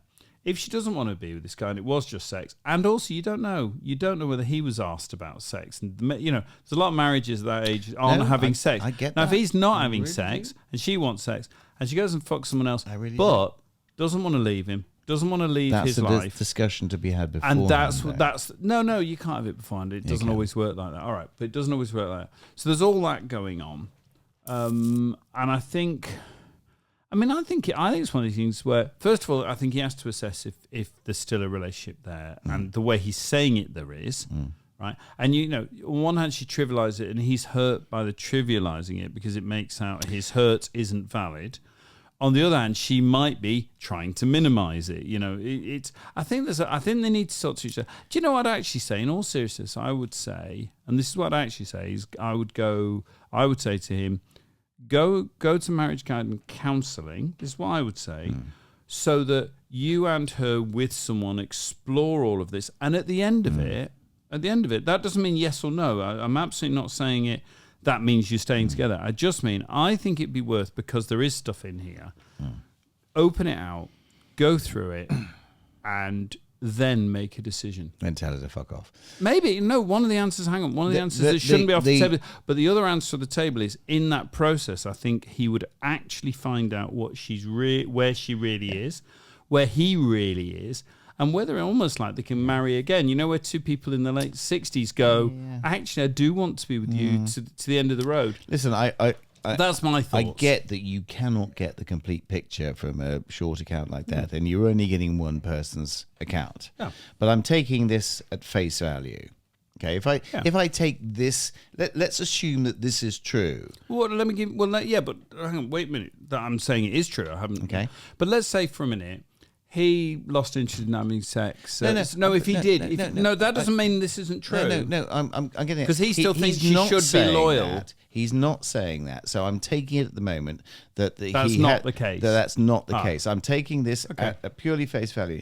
And for me, if this is correct, if this is a true account of what's happening, it's the trivialization of it that really gets it, because it means that she does not get him. He feels she's trivializing it. She might be minimizing it because she doesn't want it to be bigger. I'm taking this at face value. She's trivialized it. Okay. Yeah. So I'm sorry. So I have my route. You just whatever go fuck the off. ages. So even if he's the miserable old fuck because he's lost the love of his life, because he didn't want to have sex with her, you say bin your life because Mark Radburn says. If I listen, I can be a bit of a miserable old fart at times.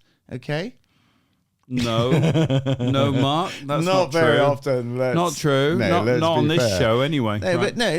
Listen, and I just think sometimes. I think that's a bit different than fucking someone. Well, it is. But we can all be less than optimal in relationships, Which is the can't we? fucking. Well, I mean, but less than optimal doesn't mean being unfaithful. Do you also think though? I mean, sometimes you can be just uncooperative and unhelpful, and What's that got to do with this? Because I agree. what I'm saying is that you can. She isn't saying. Hang on, he isn't saying my wife's a bit uncooperative. Fuck her. You can come to a point in a relationship where I think I really just no, come on.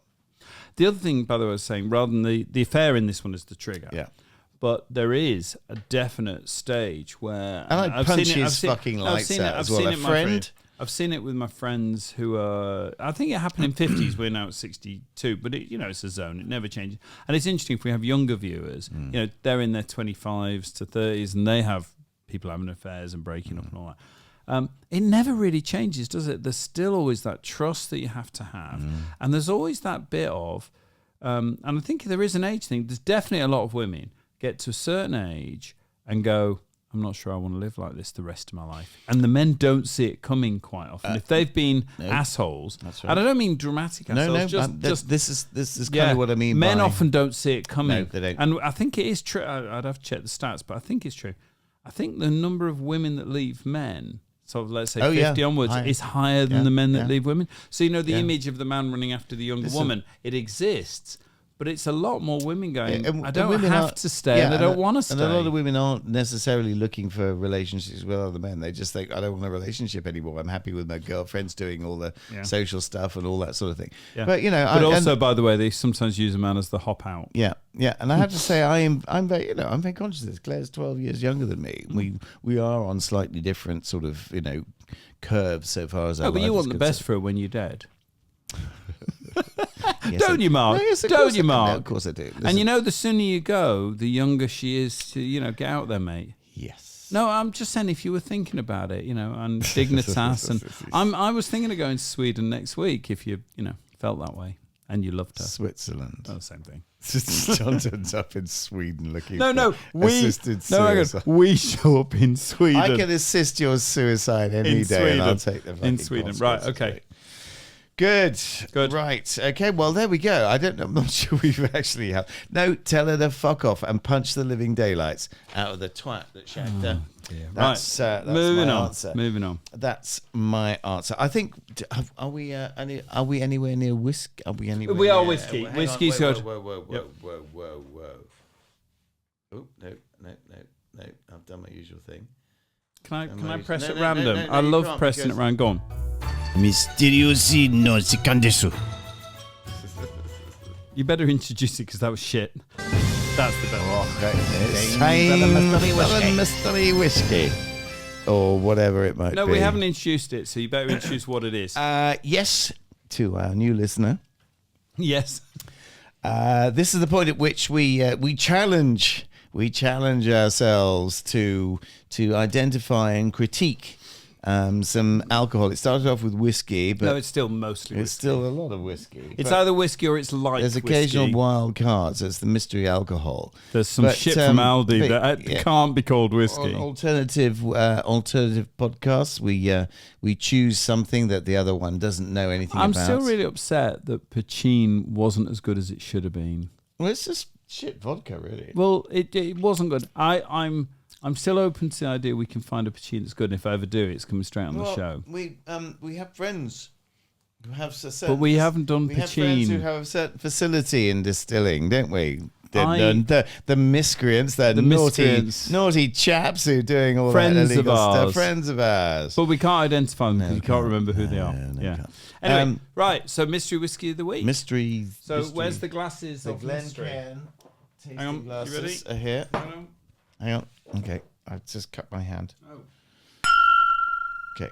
What did you cut your hand on? No, actually, I cut my hand before, but I've just scraped the scab, nice. And now I'm bleeding. Thanks for sharing. Right, close your eyes then. I'm closing my eyes. I will show the audience back at home the Mystery Whiskey of the Week, which is a good one. Ooh. This comes from John's extensive library. Well, I've got to say, it's got a lot more extensive while we've been doing this show. Mm-hmm.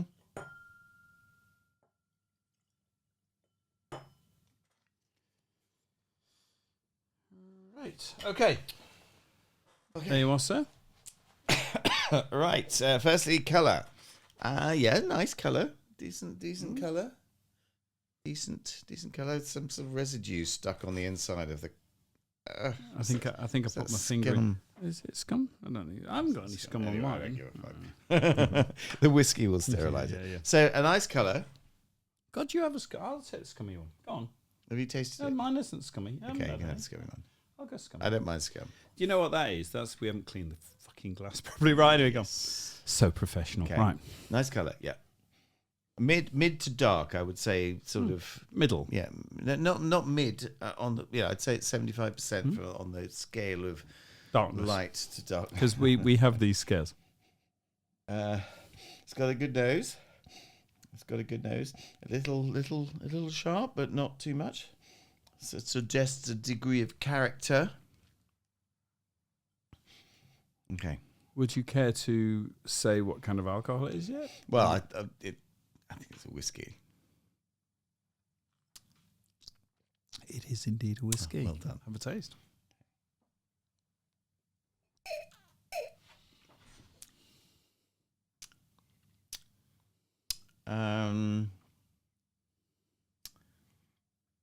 I'd say it's a single malt.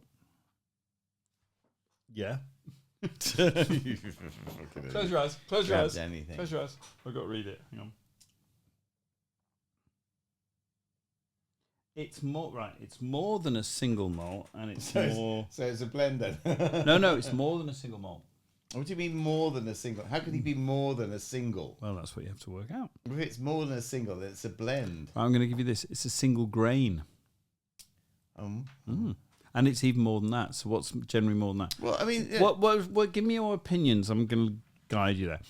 Give me your opinion on strength. What's your feeling about strength on it? it tastes quite strong. It might be one of the higher strengths, Which would make normally it it'd be about 45%. It's not so much the numbers. What generally will make your whiskey a stronger whiskey? What is it about the process that makes it? Oh, Cask. oh, well, It's a cask. no, it doesn't make this. Doesn't make it stronger. I'm just getting there. It doesn't make it stronger because what Right. evaporates off when the angels have their share is the alcohol. Yes. So it concentrates Right. everything else that's left behind. Those are the things that make it this bit. flavorful. It is a rare cask series. Rare cask. That can mean anything. mean Can mean Yeah. We couldn't find these casks because no one has ever put whiskey in them. that gives What me. do you clue. think of it, by the way? It's all right. It's not. It's okay. I'm with you. Actually, it's not. I've had better. Yeah. And some to say It's a bit sharp, isn't it? rare casks. It just sounds like marketing Trying to bullshit. work, yeah. Yeah, it's trying to work. Well, it is, and right. So That's not the bottle. You brought up a know. black bottle. cheated. We've had that before. We haven't had. No, I've got three of them. This is a different one. It is a different one. There's two others. Right. So this is the Great Drams Rare Cask Series. It's a Port Dunbass, 13 years old, single grain Scottish whiskey. I'm sort of with you. I think it's a little bit sharper. Yeah. So I apologise. This is not to my normal standard.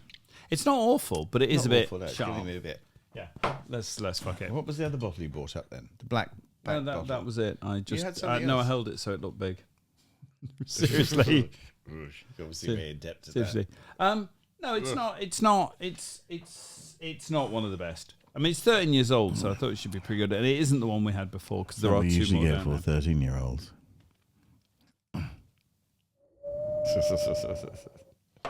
We've had that joke before. Yeah, but it was 3 years older. 15, yes. Right, next. No, 15, 16. Next. Okay. Right, so. One more. Have you got any more music? Well, you were going to talk about farmers, weren't you? You wanted to talk about farmers. No, I think. Well, no, it's quite close to. It's quite close to the inheritance tax. It's quite close to hold. Has Labour done anything wrong? Right, but let's just talk about farmers for a minute. So, all it is for me is that there's two elements to the farmers thing. If you are going to change direction, and if you are going to fund, I'll tell you what it actually comes from that's quite good, is if you talk to anybody now, and actually I was talking about in the party as well, when Jane got really ill about a few months ago, as in just one night that she was particularly ill, and you do the phone call, and you get you call for an ambulance, right? And they say, it could be 3 hours or something, right? Which is right. And so it's like, well, can you take her to hospital in the car? And you're going, well, yes, but if she, I mean Jenny in particular, but if someone was potentially having a cardiac or whatever,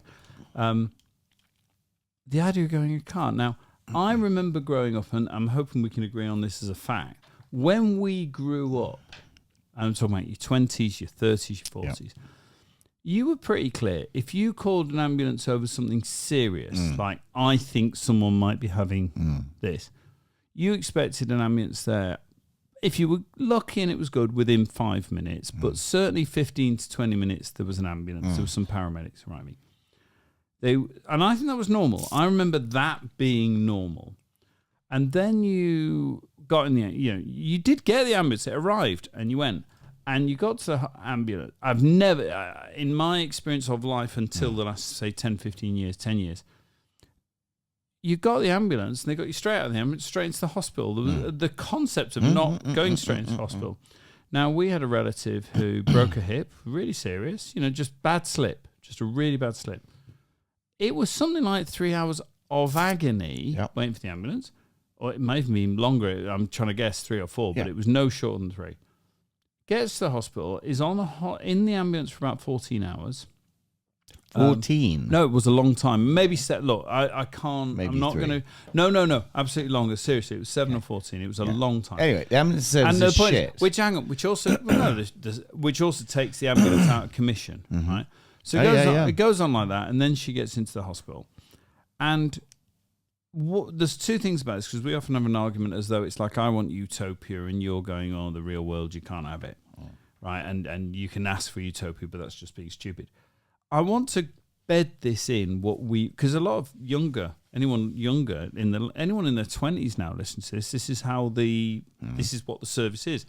So it's important for me to remember and to say, it didn't used to be like this. It just didn't. You would get an ambulance within 15, 20 minutes on an emergency, and often quicker, and you would get straight into hospital. The idea of ever waiting outside. I get your point, but why do you think that is? Well, so what I'm trying to say about the farmers, because this is where it began, right, is this. I was actually listening to More or Less on Radio 4, which is the statistics program. But it's a statistics program. It's Radio not 4. A political program. It's a statistics program. And the spending in the Tony Blair years was about, they were saying, I think 6% on average per year, because they were what they saw as building up from the Tory thing before. But about 6% a year. Well, no, whatever. It was 6% a year. Under austerity, it was 1 point something per year. So 10 years of underinvestment would seem an obvious. Hold on, 1%, not 6%. Lower than anyone else. So what I'm saying is, if you're looking at why is it not as good now as it was, and you go 10 years at 1% when it used to be 6%, might be an explanation, some would say. And so when it comes to the farmers, what I wanted was this. You get two big tractions at the moment attacking the government. You get the farmers, right? How terrible it is that we're going to stop them leaving the farms without any inheritance tax, which, by the way, every other sector in the country pays. I pay it. Hang on, I pay it. You pay it. Every other business pays it. Yeah. Everybody pays inheritance tax. Everybody does, right? Oh, but the farmers, you can't do it to them, right? That's one thing. Second one is the waspies who've been caught out by the changes to the and actually the Tories did it, and Labour in opposition did suggest they were going to support them, and I completely get it. And then they went, well, there's a £20 billion hole. Right. So what the government is saying, which is difficult, and it is difficult, is we can either give $5 billion to the pensioners who didn't get the when the Tory government changed the rules. We can either try and correct that, or we can put more doctors, more consultants, more ambulances on. Right. And I think all I'm trying to get is, rather than just the sniping, attack. What do we want? And I think the electorate spoke. But what do we want? So when I talk about the farmers, I just want it in a context that yes, they have lost out, no question. They're a group who've lost out. I would say there are a group who are very privileged who've lost out, who've done very well generally. I do, by the way, believe there's compromise because I think it's at 1 million, and we all know 1 million for a farm in the context we're talking about is not a lot. I think there has been scams. There's well-known, Clarkson is right in the middle of this. Rich people buying land, pretending they're doing farming, and then writing off almost all their inheritance tax to it. There's scams going on. Mm-hmm. I agree. It's a different thing. If you spot a scam, stop the scam. I certainly have a question of whether it should be 1 million rather than 5 million. The aim is there's these big corporate farms. You know, what is it? 75% of all farming is big corporate farming, maybe 80%. Of course they want to fight this and they'll fund it. So I don't know where you sound like you may agree more on that. I have done what you've asked me to do. Oh, good. Which was let you speak before I respond. Thank you. No, good. Yeah, absolutely. Okay. Go on. So there's a number of dimensions to what you've said. Okay. And you've gone beyond the immediate farmer's point. Good. But that's what it was about. You've elided, inheritance tax with the NHS, and that's an entirely different. Okay, so let me just start with the NHS. Okay. Your implicit assumption is that giving the NHS more money will improve services. Now, the NHS is a bottomless pit. It's an extremely inefficient and bottomless pit. Okay, we spend the biggest single problem that the NHS treats is metabolic disease from bad lifestyles, particularly type 2 diabetes. Look it up. It's not controversial. No, it is controversial. So the first thing is we have to start dealing with people's health, which is, fair play to Robert F. Kennedy, who is a lifelong Democrat. A lifelong Democrat is now trying to change that in America, which has a far worse health situation than we do.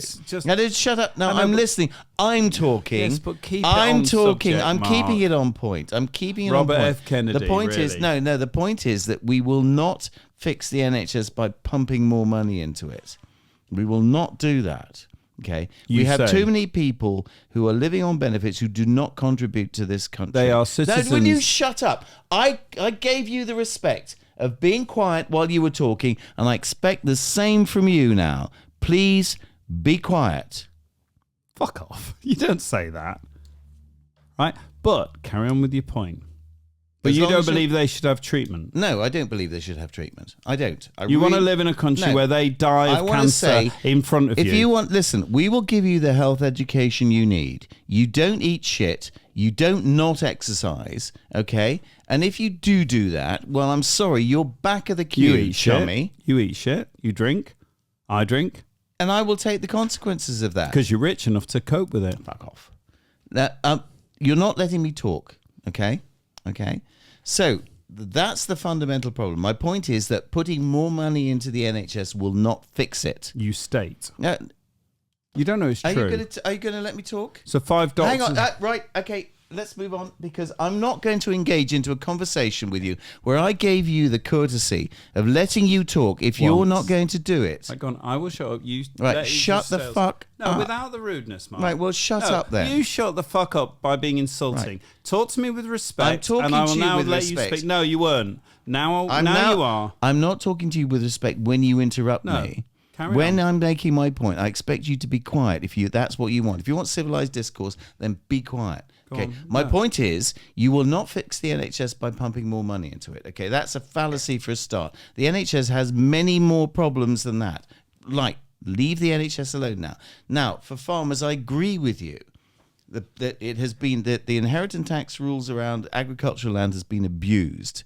Okay, the problem is the threshold, and my point is that. The Labour government is so stupid they didn't get that, because what you've got a lot of family farms, and at the end of the day, they still feed us, and if the shit hits the fan, we'll be looking at them to feed us. We'll be looking for those skills to feed us. Okay, so if you've got a family farm that's asset rich, it takes nothing to reach £1 million threshold when you take even a relatively small area. So we of land. agree. So actually, given this insulting, we agree. Listen, we agree, don't we? Threshold is the issue. Are you going to let me talk? Yes, but acknowledge we agree. Okay. I've just done that. We agree about that. The problem is the threshold. But my point is, so far as the Labour government is concerned, is firstly, they didn't even think about that. They didn't even think about it. And they're just so cack-handedly incompetent. They didn't realise that £1 million is nothing so far as a family farm is concerned. And what they've done is they've dug themselves this logical hole now where they can't do anything other than be seen to be weak. Because as soon as they, as soon as they raise the threshold, and I get it that the opposition parties can say, oh, well, you were stupid and all that sort of stuff. But sometimes, you've got to acknowledge that, okay, that they made a mistake. They made a huge mistake, okay? So far as the Waspies are concerned, okay, this is a fallacious argument. Completely fallacious argument. They had loads of notice that they were going to be... That's the Labour argument. Yeah, they were. Well, I agree with it. 90%. Well, it's also the Tories' position. The Tories said, no, fuck off. I'm sorry. You had loads of warning about this, and it's called equality. You want feminism, you want equality, then you have the same... I didn't think it came from that. I thought it just came from, we got to change the rules, and we're going to give you loads of notice, and we changed the rules. They did. And I'm sorry, they have no argument whatsoever. And I don't criticise the Labour government for maintaining the position the Tories have always held. I think they do have an argument. The problem, what the Labour government says is Labour government did support them in opposition. Hold on. Sorry, and then they backtracked, which they always do. Hold on. I've got it. No, but just don't add the pejorative. Hypocrites. Right. So they did support them in opposition, and therefore they are open to that accusation, absolutely. But what the Labour government are saying, you may not agree with it, is, but it costs $5.5 billion or whatever to pay it, right? We either spend the $5.5 billion on a group of pensioners, and pensioners collectively have been benefited in the Tory years. What was the figure? It's about $5.5 billion. It's a lot. Yeah. It's real money. It's not a few million that relatively in government spending isn't important. It's $5.5 billion, and what the government is basically saying is, we do support you kind of morally, which is of course no great help for anyone, but we do. We do see that there's been a wrong. It's just we either spend $5.5 billion on you, and pensioners have generally done very well, triple lock and all that no one else got. We can do it, but if we spend the $5 billion there, it's not being spent on more doctors. Yeah, okay. Now you've said it's a bottomless pit, which is an assertion. If you spend, hang on, it's not an assertion. It's at this point, you can never. Listen, I would cut the NHS budget by about a third. Of course you would, because you just go private and you don't give a fuck about anyone else. No. You said yourself you don't mind if people who aren't working starve and die of cancer in the street. No, if you don't care about it, you just said it. You're responsible for your own health, and if you live a life once you've been told that means that you find yourself in the shit, then I'm sorry, that's down to you. I know. So you're just going to do moral police, aren't you? That, yeah. And the point is, this is where we differ. This is genuinely where we differ. And you should be clear, and I think you are clear. I don't want to live in a world where someone else's mother dies of cancer because we won't treat her. You don't care about living in a world where she dies of cancer because you wouldn't treat her. You're not joking. You mean it. You actually mean it politically and your policies. You don't care if someone who isn't you or your family dies because they don't get treated. You would see them not be treated, and their mum dies and their child dies, and you don't give a fuck because I don't want to have it out of my salary. Are you wanting to put words in my mouth, or would you like me to explain my position? Oh, I'd like it. I would, because that's what I'm hearing. Okay. So if I'm wrong, tell me. So far as the NHS is concerned, there are core things that need to be dealt with, okay? And those are things like, orthopedics, cancer care, okay, and education, as far as I'm concerned. Okay, and that and maternity, obstetrics, and gynecology. These are the core things that the original founders of the NHS, were there to address. Go on. Okay, but we've gone way beyond that. We've gone way beyond that into gender affirming care and all that sort of stuff. So my position is, yes, if you get cancer, of course you should have treatment. If you've got serious orthopedic problems, yes, of course you should have treatment. If you have something that's stopping you from working, of course you should have that treatment. Okay, and I don't care whether your lifestyle has been really bad okay. Then that's completely different, right? Okay, but there is a core area that needs to be dealt with, beyond which the NHS should not go. I don't agree with NHS funded IVF, because that's not a healthcare issue. You know, that's you know, some people say they have a right to have a child. No, you don't have a right to have a child. If nature says you ain't fertile, I'm sorry, you're not fertile. And you don't expect me to pay for your several rounds of IVF. You know, and the NHS struggles. What if you need that? What if you did need that? As it turns out, you didn't. But what if you did? What if you needed it?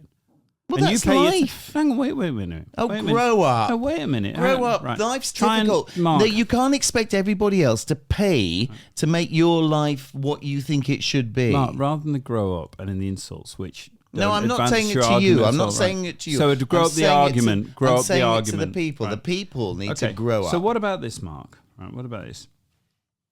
Someone's working in a job you would seem to look down on. So they work. Wait. Like what? Wait. So hear me out. So they're cleaning the bins, or they're a cleaner. Why would you or think whatever. I would look down on someone who does wait that? Wait then, because my argument implies that from your position, right? No, it doesn't. So someone is not very well educated, maybe because they weren't that bright, maybe because they didn't work hard as a kid, but they are doing then 40 hours, 60 hours, whatever it is, as a care home assistant, the things we need doing, or cleaning the bins, or, you know, all those jobs that need doing in society, but they're not rich. They're doing minimum wage these days, right? And they're doing all of that. They can't have children because they can't have IVF, whereas you, being a lawyer, a successful lawyer, can fucking pay for it. You can either insure yourself against it or you can pay for it. But you're saying they can't have children because they are doing a shitty job where they could never possibly afford it. And you say, I don't think they should be allowed to breed because they're not successful financially like I am, and they have no right to have children. So it doesn't matter if they're doing 60 hours, doing the jobs you actually need doing, like looking after you in hospital, nursing. Fuck it, they can't breed. Okay. So just explain that to me. Okay, I'll explain it this way. If I want to go on holiday because I've worked for what I've got, and I want to go on holiday to the Maldives. Skiing or whatever, yeah. Okay. Should they be able to say, well, because I'm a manual worker and not that bright and so on, I should be able to go to the Maldives too. So what's the fucking difference? Well, hang on. So good question. Hang on. We're actually having quite a good question. I have earned the capacity to do that. Right. And I'm sorry, it's not my job to pay for all that. If you want that, then you've got to pay for it yourself. Okay. You know, there's an area where hang on, let me just finish. Yeah. There's an area where, you know, our taxes. We've lost our. Oh no! We really tried to fix it. What the fuck? We did try to fix Oh, it. because it's an hour. That's fine. Right, I'll fix that. Carry on. There's. I thought Sorry, it was supposed to guys. be never. Well, hang on. We have. Where's the other one? No, it's coming. Look, one of our time out just for a sec. One of our viewers went, "Oh yeah, I love the way you do the show," and every so often your Brumcrat logo fucks off, and we really worked hard to stop it this time. We did. It's an ongoing job, right? Carry on. Yeah, I mean, you know, you cannot. You're arguing for equality of outcome. Yes, you are. No, you are. No, you are. There are. I'm not. This is my point. There are core things that an NHS should deal with. Okay, and I'm sorry. Beyond that, if you want anything, if you want a holiday to the Maldives instead of Benidorm, you gotta pay for it. Get yourself an education. Work hard to get the thing. Otherwise, you're removing all the incentives. Hang on. You're removing all the incentives, and one of those things is better healthcare. You know, it is. No, it absolutely No, is. that's very different. So hang on. Well, you're no, wrong. you asked one really good question. Seriously, I listened to one question, and you said, you know, what's the difference? That's what you said. Going on holiday to Maldives or skiing, which we kind of both do and can afford to do, and it's great, or having children, right? In the context of IVF, in the context of IVF and the cost of it. And you asked the question, what's the difference? And that's, to me, the difference. So we're clear. I'm a socialist, right? And so are you, actually. You're a champagne socialist. Doesn't matter what kind. I'm a socialist. I believe in a society, right? So I see... No such thing as society, a very eminent lady said once. Yeah, she did. She was wrong. And you're a socialist because you'll give away fucking subsidies to all the fucking rich people any day of the week. Oh, they need a subsidy to compete. But let's just when did I... Hey, no. Okay, if you're going to assert that, tell me when I said that. In what context did I say that? Every single Tory government that's ever existed has always given subsidies to the rich. What subsidy? Tax breaks. Tax okay. breaks. So hang on a minute. Well, So they have. when They you- have. so- and not least of which, the Prime Minister Sunak's So hang on a wife minute. getting 10 million of our money she should have paid in tax rate tax. is a subsidy. So how does that work when you're talking about, the Labour Party promising not to tax working people, but taxing them indirectly? So What's the connection, no, because Mark? a subsidy is an indirect Can we- tax. right. No, hang on. Subsidy is an indirect Right. tax Let's- relief. let's keep on- let's keep on- taxing wait. your employer Let's- is an indirect Right. taxation on when you're the ready, employee. we know the difference. We did that Yeah, already. what? Right. But let's get back to you saying other people can't breed who haven't had your No, they advantages. shouldn't. No. That's life. Who said life was fair? Who said life was fair? Don't we strive for fairness No, politically? we don't. Oh, we don't no, strive we for fairness. bloody don't. Life is unfair. It's inherently unfair. No, it's not. We cannot make it Yeah, fair. you really can. No, we can't. You're going to have a fair society. What about, hang on, what You're about so you? naive. Hang on, why You're about... so incredibly naive. And you You got are given... naive, naive beyond belief. You got given a first-class education with people who aspired in your private school with swans, and you were given that.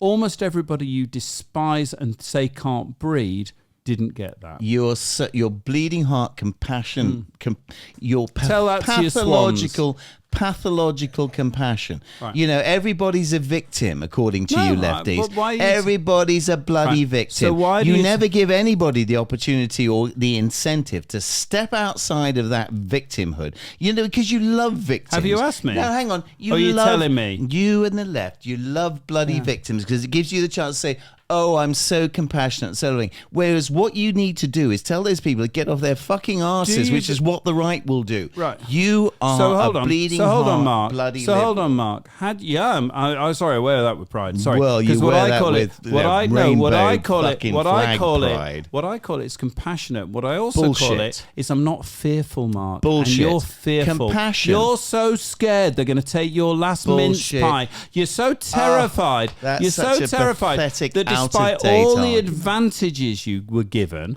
which you didn't Pathetic, earn, you were just given. out-of-date argument. You're so worried I that got they're going to take. everything I earned You myself. didn't. No, you didn't. Yes, I did. You didn't get the private school. You didn't earn that. Yeah. You didn't get the Swans mark. You didn't earn that. Bullshit. That was the worst school you could ever wish to go So to. you say. So there we go. So you say, I've seen anyway, the Swans. bleeding heart liberal.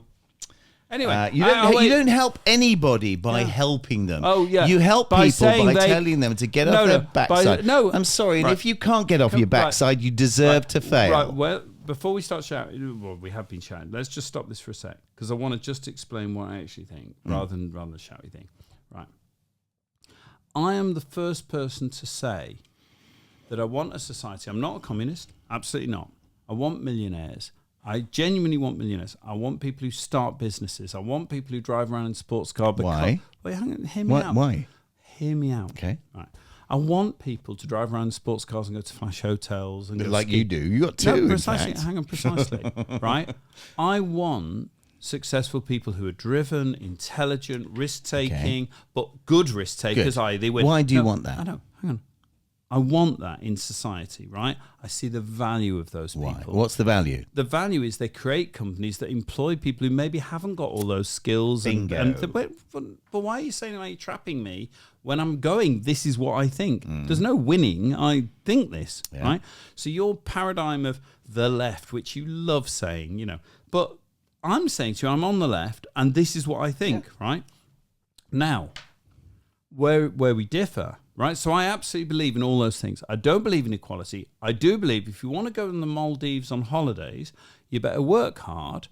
You better be lucky in whatever level we agree there's innate intelligence, and you better make the best of what you've got. And you better take some risks, because only by taking risks do you do well, right? So all of those things, and I have compassion for the people that take risks and fuck up, the people who do try and start businesses and it goes wrong. They might not be bright enough, they might have just been unlucky, the world can go against them. They maybe Or they're lazy. There's a lot of lazy people Wait, out Mark, there. rather than assumptions, right?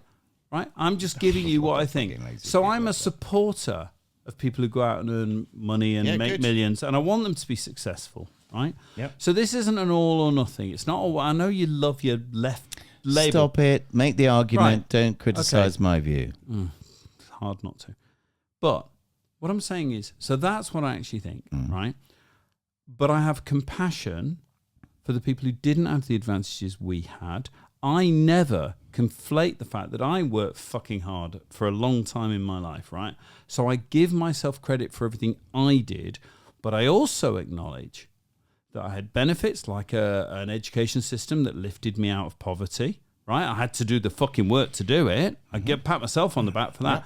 But I also know the ladders were given to me which you wouldn't have given me. Right, in your ideology, it doesn't involve given ladders. you an education. What education? And if did I you... got sick, Mark, would I get the kind of NHS I need to stop me being sick so I can succeed? Yes, because those are core NHS principles. They're not all the bullshit, the money that's wasted on managers and God knows what. Well, that's an inefficiency in argument. DEI programs Don't even and know all what that. DEI is.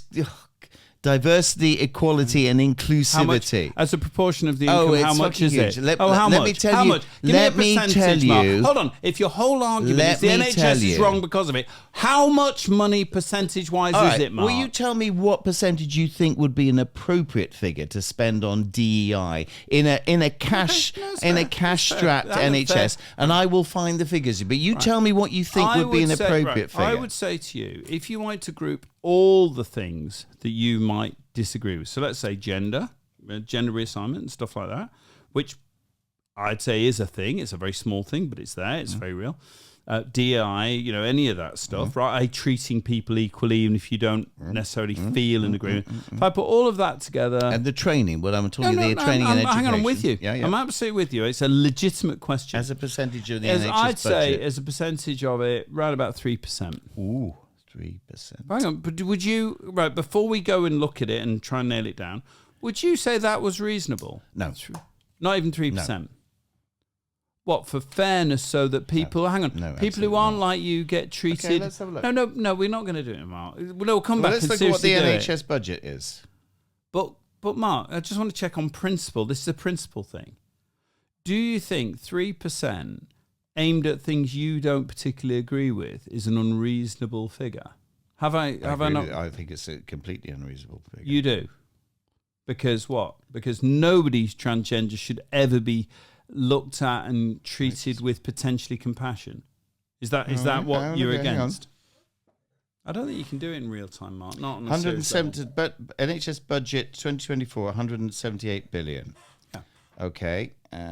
Mark, you're not going to get it. You've stopped the whole program, and you're not going to do it in any sensible way in that timescale. You're just not. Hang on. So 178.03. Ladies and gentlemen. So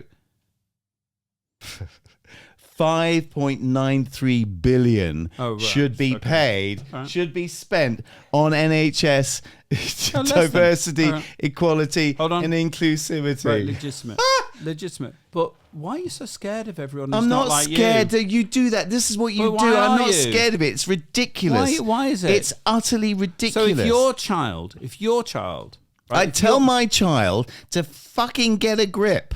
And if he kills it, and if one of your children bullshit. have problems, kills themselves. No. So you don't love your children. That. You don't love your children. You don't get that. You don't love your children. Argument because you love your ideology more than your children. Bullshit. So you don't care. That argument about you either have a trans child or a dead child is bullshit. How it's do you know not that, Mark? borne out by the figures. Mark, a bit like Boris Johnson when all the dead people looked at him. You are old thinking on the way out. All right, okay. So anyway, let's move on.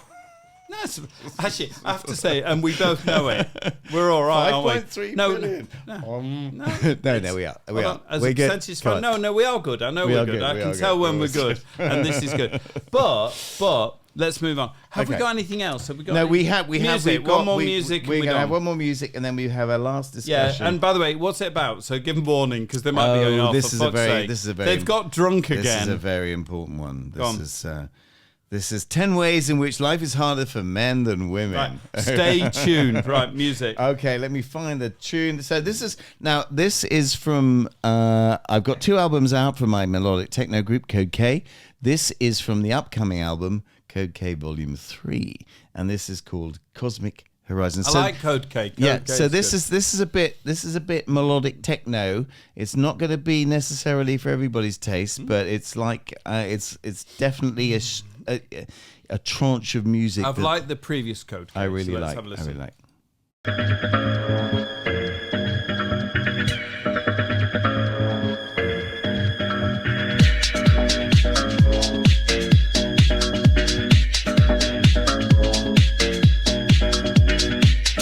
Watch the landfall, lights collide. Feel the bass beneath, hypnotize.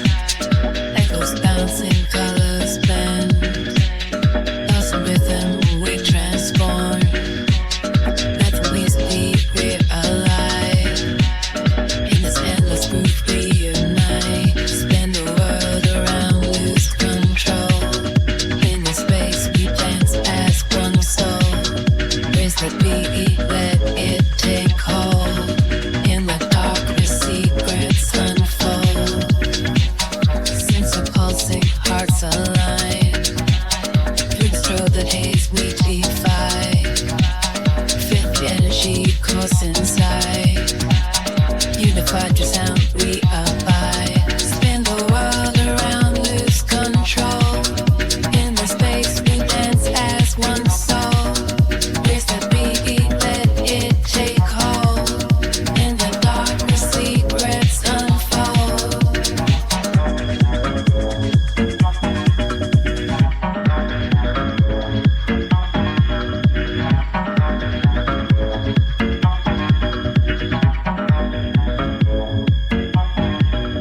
Underneath the stars, endless night.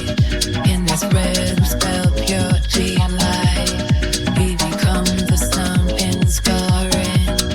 In the sea, distraction since then. In a ring, some astronaut. In a ring, some astronaut. In a rebus, astronaut.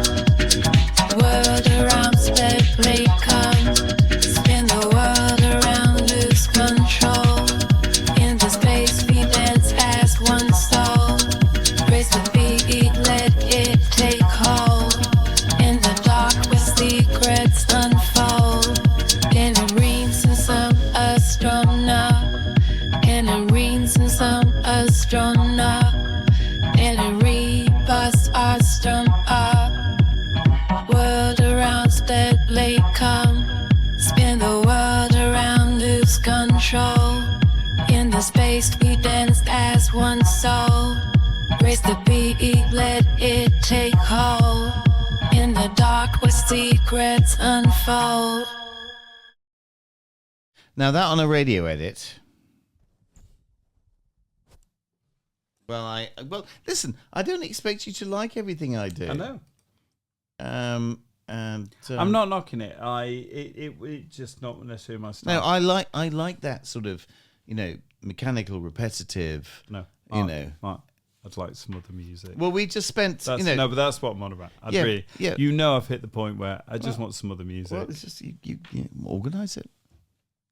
We have a debate about this. Well, you I haven't. want some other You've music. done fuck all to organise it so carry far. Carry on. Right. So anyway, this is a good one. Right. Yes. Right. Let's go. This is a good. By the way, I think we're suffering wine lag. The headline of this is Lee Anderson. Okay. I know Lee Anderson. Yeah. Well, for those that don't, Lee Anderson was the Tory MP that defected to the Reform Party, and there's a bit of a no-nonsense guy, kind of guy I like. And he said this: Lee Anderson's right. Here are 10 ways life is harder for men than women. Okay. We may actually be able to stretch this out over a few. Let's see how it goes. Okay. First one. Lee Anderson, the hot-tempered Reform MP, has spent the week being the butt of left-wing online ridicule. Yes, even more than usual. And it's all because he made one of the biggest mistakes you can ever make on social media. In short, he dared to suggest that at least sometimes life is tougher for men than women. Where'd you get this article? Is it the Telegraph? Telegraph? Of course it was. Oh, the Hellograph. Right, well, let's just listen to the thing. Let's get the first one. It all began when a woman on Twitter asked the following question. Okay.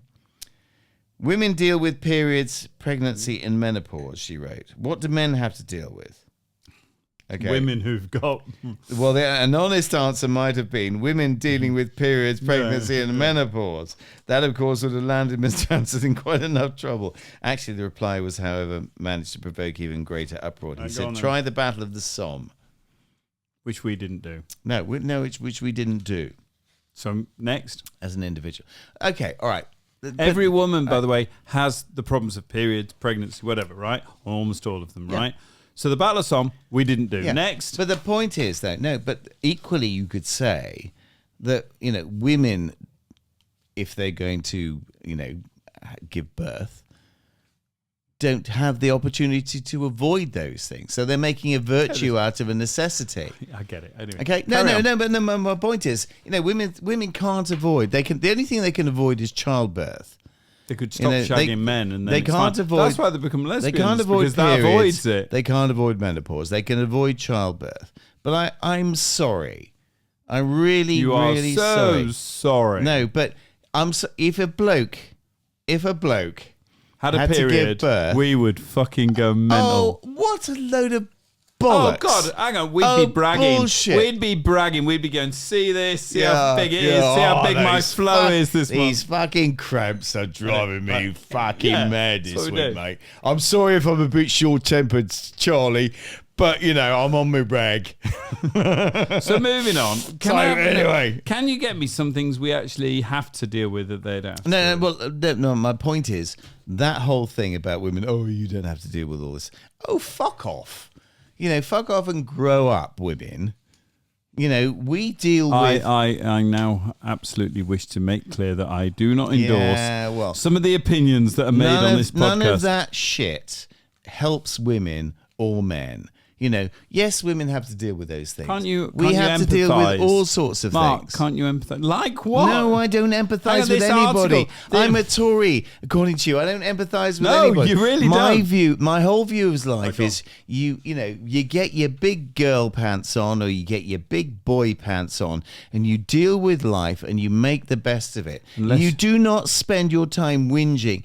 And you do not spend your time agonizing over, victims. Unless you're scared, unless you're scared, you can't say something, and then you go full snowflake. The only person who's a victim in this world is the person who allows themselves to be a victim. Enough of that. You were saying, hang on, this article, this was meant to be light-hearted. Yes, and this it will was do. meant And will to do. be And I'm just about things we have to I'm just suffer. going to say one thing about, a perfect example of what I'm saying is Giselle Pellicot, who you have no idea she who that shouldn't complain. is. No. She shouldn't complain. Well, first, I'm at least... Because she asked for it. No. What I'm saying is that she underwent the most horrific abuse, and she has come out of about it. Yeah. And she's come out of that as a proud, strong woman, and not a victim. Not a fucking victim. She also waved aside anonymity. Hang on, I'm agreeing with you. She did. She waved aside because all she's anonymity. not going to let herself be a victim. Right. And the trouble is,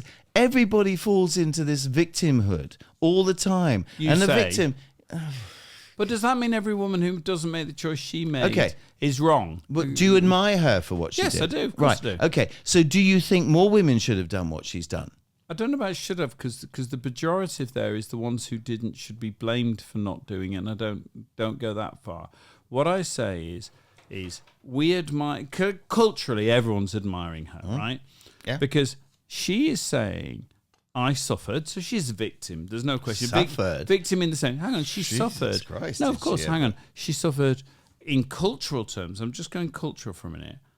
A level of abuse that no one in their real life either sees, it's almost comic book horror. Right? Hang on, no horror.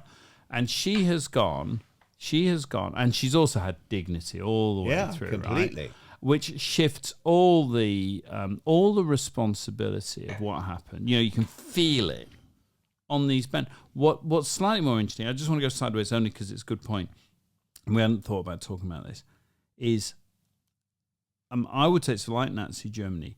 The evil, and I'm not moral about this, but evil of what happened to her, it is interesting how banal it was, how boring, how... Banality of evil. How everyday, the Absolutely. banality of evil. how many men, given the opportunity to do what these men did, not would do it, but did do it? Just because I say that we should admire someone who's a resilient, Super resilient. does not mean that lessens, the Fair point. No, culpability, fair point, the culpability of those that did it to her. Hang on, I agree with you. And not only that, but I would say it also doesn't lessen.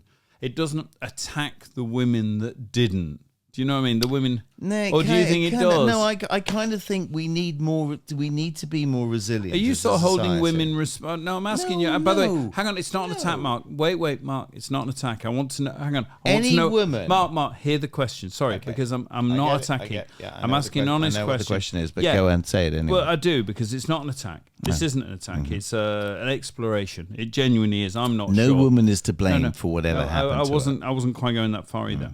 What I'm saying is, if, and I think you're going somewhere down here, so I honestly want to know. And this isn't an attack. I'm interested as opposed to an attack. Is there? Because I'm not sure either. Is there a responsibility on a woman who has been, for instance, attacked, to not go, I'm going to keep it quiet because it will damage my life, reputation, maybe job, But we all know implicitly, if she does go public, if she attacks, if she reports it to police, she might well save another woman from this predator. You know what I mean? And it's a dilemma, and I've had that dilemma, not on a sexual attack basis, but I have had a dilemma where something happened that was clearly illegal against me, but I knew it would really damage my family. If I did the TV thing and the right thing, and I reported it and brought all of that in, my family would be at risk, and it would certainly be very damaging for my family. And it was someone against me. It wasn't. They would, it came in via the side door sort of thing. So it wasn't me. And I did what I needed to do to make that threat go away, and it did not involve reporting anything. Okay. All right. So I'm only asking the grey zone. It's a difficult question without knowing particular circumstances. Yeah, I can't give you that on this one. Well, no, I get that. But I'm only saying in this context. So we admire her as an icon, as in this real person who fucking stood her ground. I think that, and I accept that there are circumstances where there will be compelling reasons to do otherwise. But they're not the hero. She's the hero. Yeah. Well, no. But I mean, I'm talking more widely. But if you genuinely believe that you have suffered an assault that is unwarranted and illegal, then you should report it. Here's my but I'm qualifying that by Yeah. I accept that there are circumstances when people might but overall there's public good. No. Overall, it's an individual decision. Yes. But the problem is where that individual decision is influenced by others, and it's not truly your own decision. A woman should, if she's been assaulted, should be able to either report it or decide not to. But if she decides not to, it should be for her own reasons and not because she feels a duty to someone else, is my point. But she might not be reporting it because it's a duty to family. This is the real world. I get it. I know. I completely. And I'm all about the real world. Yeah, I'm all about the real world. I think what I would say this with Giselle is that I think everybody instinctively knows. We know that a small number of rapes are reported from all the polls. Query whether. Well, no. The reporting I think bit's true from everything anecdotally. What we both know is the conviction rate is much higher than people think, but that's only when it gets to court. Yeah. It fails much earlier than that for all the reasons we sort of know. But the reporting, I think it is true. I know people who've been stalked who don't report it. Women who've been stalked, proper stalking, like being hit in the face on a tube, that kind of stalking, who don't report it because ghosting and disappearing and not provoking and just going flat is the only way that they've escaped it by, frankly, the wanker moves on to someone else. And there's not a lot of morals in that, but that's how a lot of people keep themselves safe. As I think I've said to you before, most men would rather die defending women than abuse them. No, of course, no. It's a different point, but yes. I know, Yeah, I think we get that. Well, we're not those people. No, we're not those people. And we have nothing but utter contempt for those. And we want have them our fucked. women that we love. Yeah. We And- don't yeah. want our women treated badly. And we want do them not fucked, want them yeah. to be the subjects of toxic What masculinity. do you think? Let me give you this, because it is interesting about this, Giselle. You just brought this up. What do you make of the fact there's 50 men, isn't it? It's an insane number of men in the villages around. Yeah. And I'm not doing the French thing because we know it'll blow up somewhere in Fucking England. frogs. It'll blow up somewhere in England, whatever. What do you think about? I mean, just what do you think about? Is there any reflection that's a really that you have? interesting question. That's a really interesting question because, I've read quite a bit of sort of, history relating to countries the way they were before Europe became more sort of open and so on and so forth. And these things tend to happen in sort of Central Europe, like in Germany. Rural? Would you say it's a rural thing? No, not necessarily rural, but I don't know. In sort of, I don't know. You get these little sort of boils of pus that develop in certain areas where things are not open to scrutiny. Well, it's the priests in Ireland. Well, whatever. And then, hang on, and with the priests, you know what I'm saying? Once you get that paedophile thing going, you've got the priests, you've got the police, you've got the politicians, you've got farmers. You've just got a community that feels it can't be touched. I don't pretend to have the breadth of cultural knowledge to be able to have any great insight into this. But what I have to say is there are certain places where this kind of weird shit happens. Do you think the and internet it does helps? Do you think the internet allowed that group to form? No, I don't think it doesn't. No, How would I they? think, How would they have got in contact with? well, because they were He must have been- local. But no, I think No, they were, I know no. it was local villages for geography, but I'm pretty sure there was a kind of hey, come fuck my wife. No, I don't think so. I think if it had It was been out, word of mouth. if it had been out on the internet, it would have leaked. You don't think it was word of mouth? No, I think You it was word of mouth, not on the internet, but word of mouth wow. physically. I mean, as a bloke, right? We're all blokes, right? And we know base instincts. We know what they are, and we don't do it, and we don't go there, and we don't want to, and most men don't. But when you get 50 guys who do, just Well, going, one of what the the issue, fuck- one what of, the fuck was one that of the about? issue in the case is that that she was sort of drugged and I don't know what the drugs were, but was she semi-conscious? Was she? I'm guessing every night she went to bed. Was she had- sort of able to respond a bit and to make people think that No, she all was? the judges. Listen, Hang on. I No, the jury get heard all that. because the No, key, quite rightly. the key bit was they all No, filmed but it. Hang on, they all filmed it, so they all saw. That's not my point. Yeah. My point is whether some of those men. No, lots of them ran that argument. No, Sorry, go on. No, my point is not whether it was right or not, but some of those men in their own mind convinced themselves it was okay. Wait. Clearly, it wasn't. No, Mark, in I'm all not attacking. circumstances. I'm not attacking you. What I'm saying is, the jury were asked exactly that question. Hang on, they couldn't have convicted if they thought the men believed it was okay. No, you know the law. No, right? I do. Yeah, And if you had a reasonable belief, you're not allowed to say a belief that no one would have. But if you had a reasonable belief she was consenting. No, I know, but that's the jury the said magic they is didn't. in the word reasonable. Yes, but the jury whether- decided they didn't. Okay, yeah, but whether an individual man convinced himself it was okay Yes. in the moment by kind of shutting his eyes, but a jury decided that was not reasonable. No, Isn't but that- I'm no, I'm not I know defending you're not. any I know man. you're not. Hang on, What we're I'm saying, we're having a legal discussion I'm now. trying to look at. I'm trying to look at how those men justified this to themselves. I think you're how right. how they justified the unjustifiable I think that's to right, themselves. Were they blind to the thing? We'll say, she's moving or whatever. I don't know. None of But it. the jury, no, None of it justifies But we're having it. a real legal conversation now. But the jury must. I don't think we are having a legal No, conversation. no. I think we're having a human conversation. No, we here. are, but I'm saying it's legal because I think it's important people also understand where the lines are legally. If you if you reasonably, in other words, a reasonable person would think she was consenting. So, for instance, let me give you an example. If she had said beforehand, "I'm going to get drugged because that's the kind of weird sex I like," and when I'm drugged, you can have sex with me, even though I'm semi-unconscious, because that's how I like it. If she had said that to them, it may actually be rape because she might not have wanted him to. But in legal terms, the man could turn around to a jury and say, well, hang on, I've got evidence here. She even agrees that she said to this...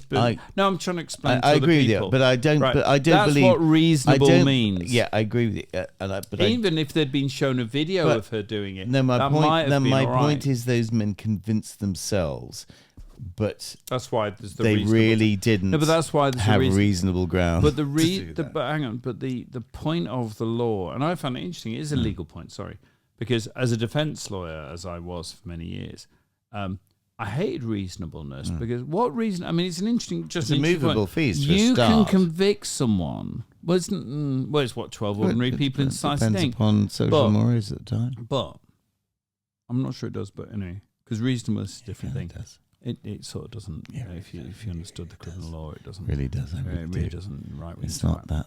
It's not that. But carrying on. But what's interesting, and we even did it when we were studying law. It's a real because it's an academic-y thing.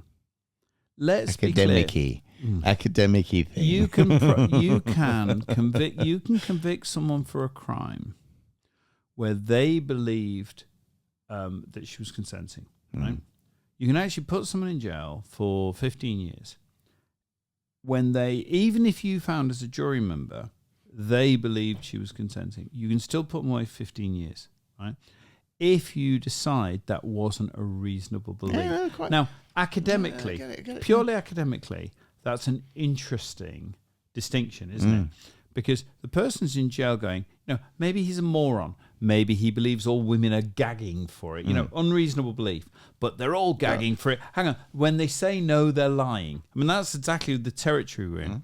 That person who genuinely believes all women are lying when they say no, right, goes to jail. And he goes to jail going, what have I done wrong? Hang on. What have I done wrong? Yeah. They're always lying about this. I know. Okay. But a jury, but we That's use an society. extreme No, example. I was giving an extreme. I know I was. Right.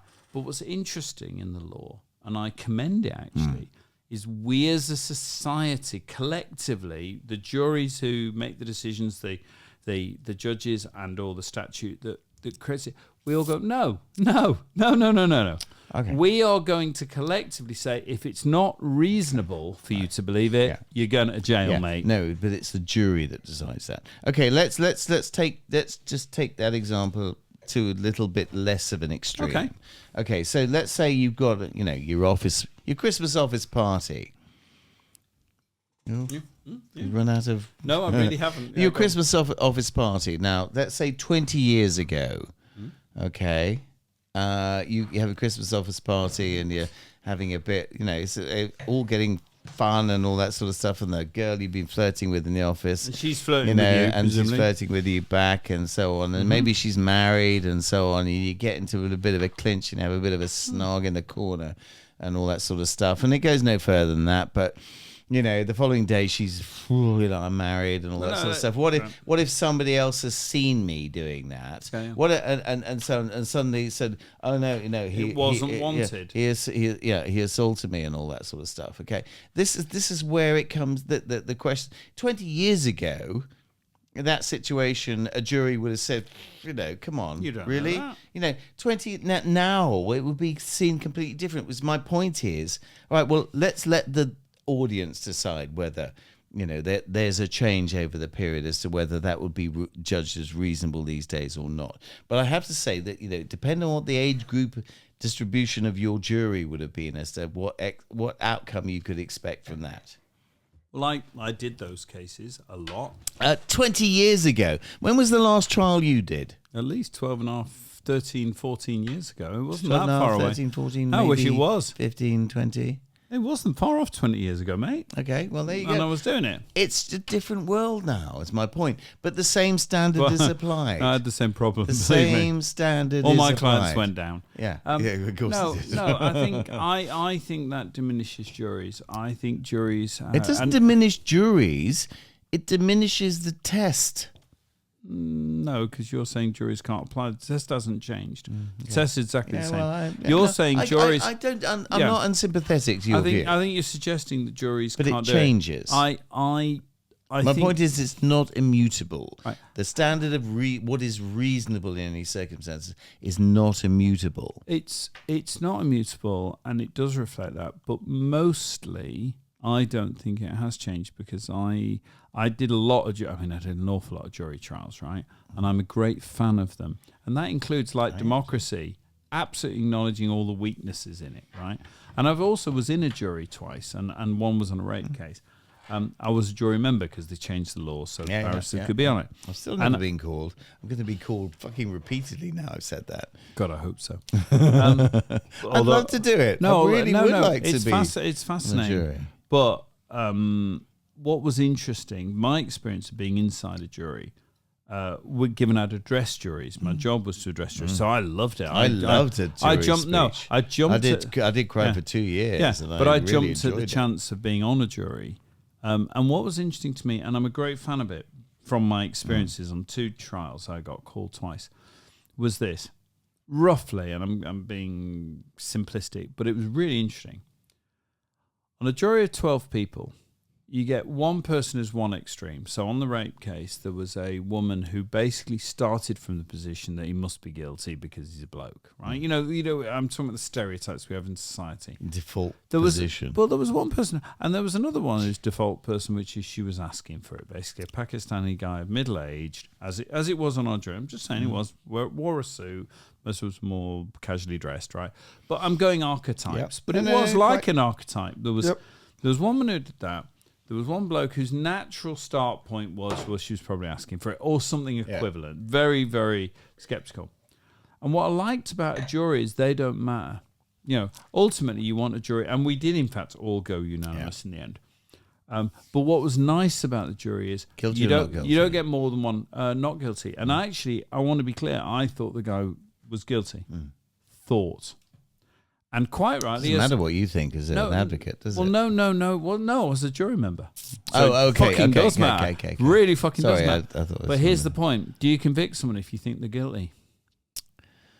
No, That's right. you don't. That's exactly right. That's exactly right. If you And- know, basically, No. to Are you reduce sure? it to Are the you, basics. No. Are you sure? Yeah. Right. And I went.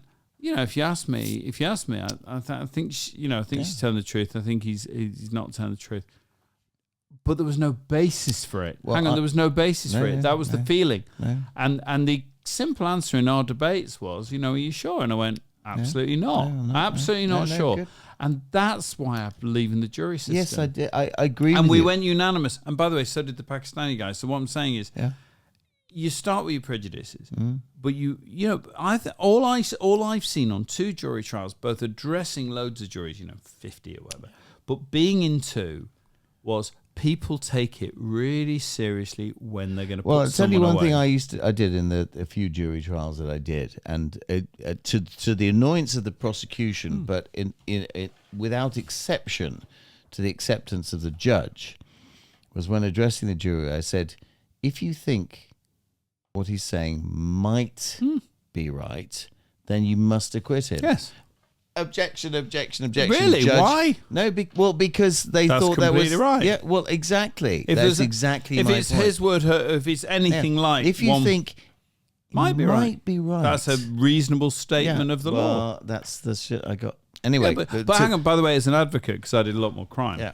That's exactly what you should be doing. of course. You should stand fearlessly and defend your client. Absolutely. And people can jump up and shout at you, and Yeah. you go, if you overrule me, first ground of appeal at the Court of Appeal, because you're going, well, hang on, it must follow. If they think it might be right, he's not guilty. well, like a true Tory, Anyway. despite my obvious talent for the criminal law, I decided to go for the money and did did civil law. This is the instead. nearest I get to it anymore.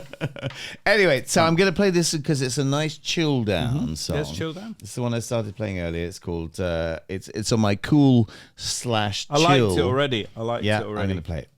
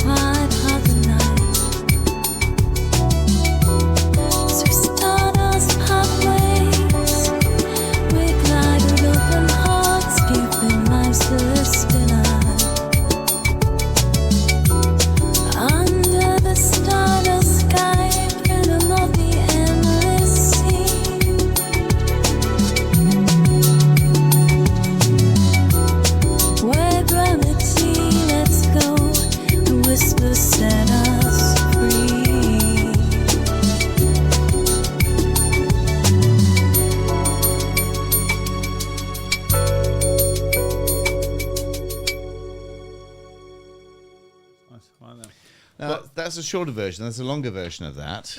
Yeah. But I think that's really cool. It is. But as I said while it was playing, it is.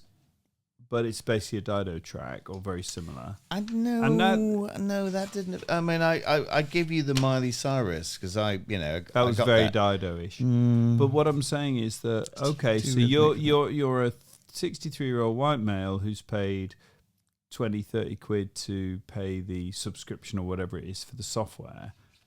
What about the woman who would otherwise be singing that song and we'd otherwise be playing that song? And she doesn't. Find that song elsewhere. No, she doesn't get a job. Find that song elsewhere. No, but nobody buys her thing because you've done it for 23 quid as part of your subscription, and that's the problem. You kill. I mean, this is the worry. No, you I kill don't. creativity. No. Well, how does she? Hang on. How do you buy her song? Well, when how do you you just prove compare- that's Dido's song? I didn't say prove. No. I wasn't on about that. Doesn't matter then. I was on about. Doesn't Well, it matters to her. It It doesn't matters to your Listen, daughter. no. Hang on, it matters to your daughter if she wants to be a singer. Yeah, but if And my you daughter can't be a wants to singer. be a singer, she will use AI music for idea generation, like everybody else will. But it doesn't matter because Like I you'll say, just there- come along. there's gonna be- You'll just come along with a There's gonna subscription and beat well, her yeah, anyway. Come on, head out of your ass. Move on to the next. Next thought we'd finished. Move. No, we haven't. We haven't. Anyway, we've still got to cover the ways that it's more difficult for being a man. I thought that was it. I thought we'd finished. No, we really don't. We need a quick Right, run right. through this. I'm not being bad. I Okay. just thought we actually Did we had deal finished. with women deal with periods, pregnancy, and menopause? No, you did and all men- that. Yeah, we've done okay, that, okay, mate. Right. Try the battle of the soul. Okay, so these are the ways. Right. Slightly tongue in cheek. We have 3 minutes. Right, Okay. go. Okay, fat. Okay.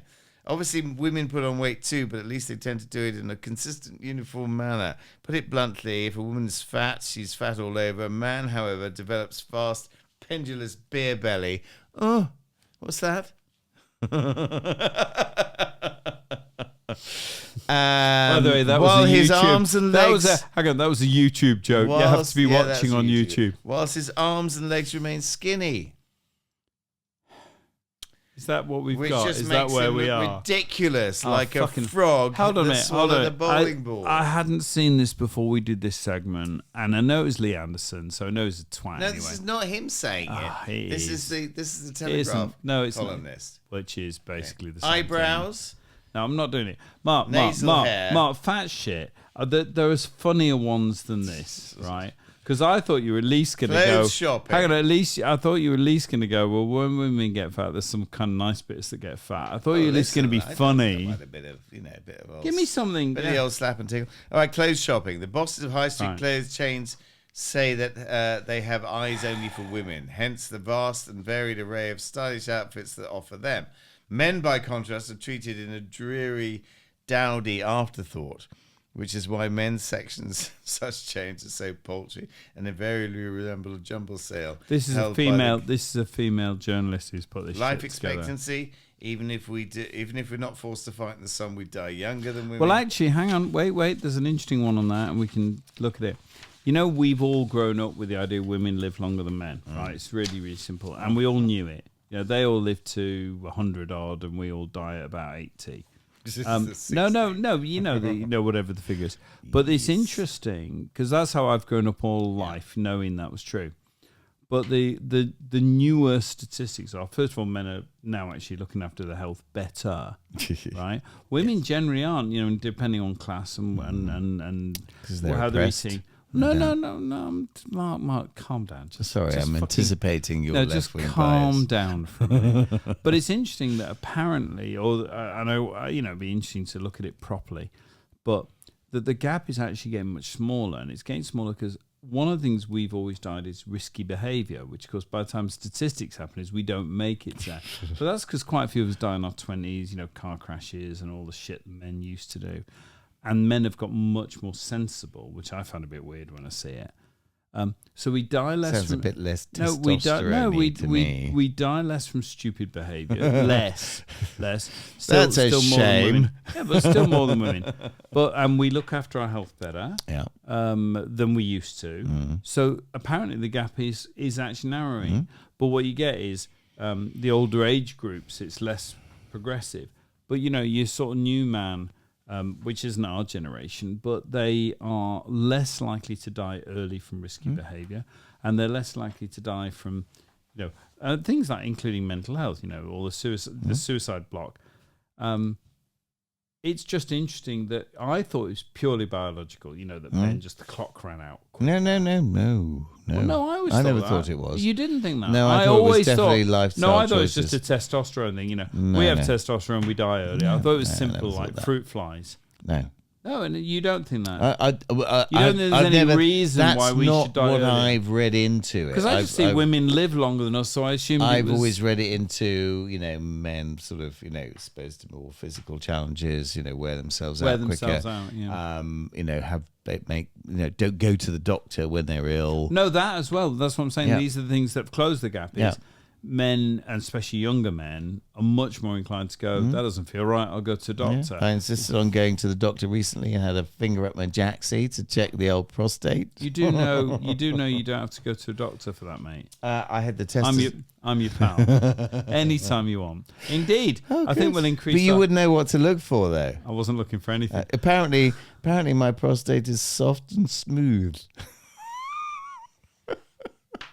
Right. Should we wrap this up? I think that's the way to end this one. I think we should. Hang on. On that note. No, hang on. Just the last one. Stiff upper lip. Of course, women. Of course, I could have made some slightly more serious points here. Compared to women, men have vastly higher rates of alcoholism, drugs, addiction, homelessness, and suicide. The problem, however, is complaining about how hard it is to be a man is considered unmanly, and that's an important Lee point. Anderson.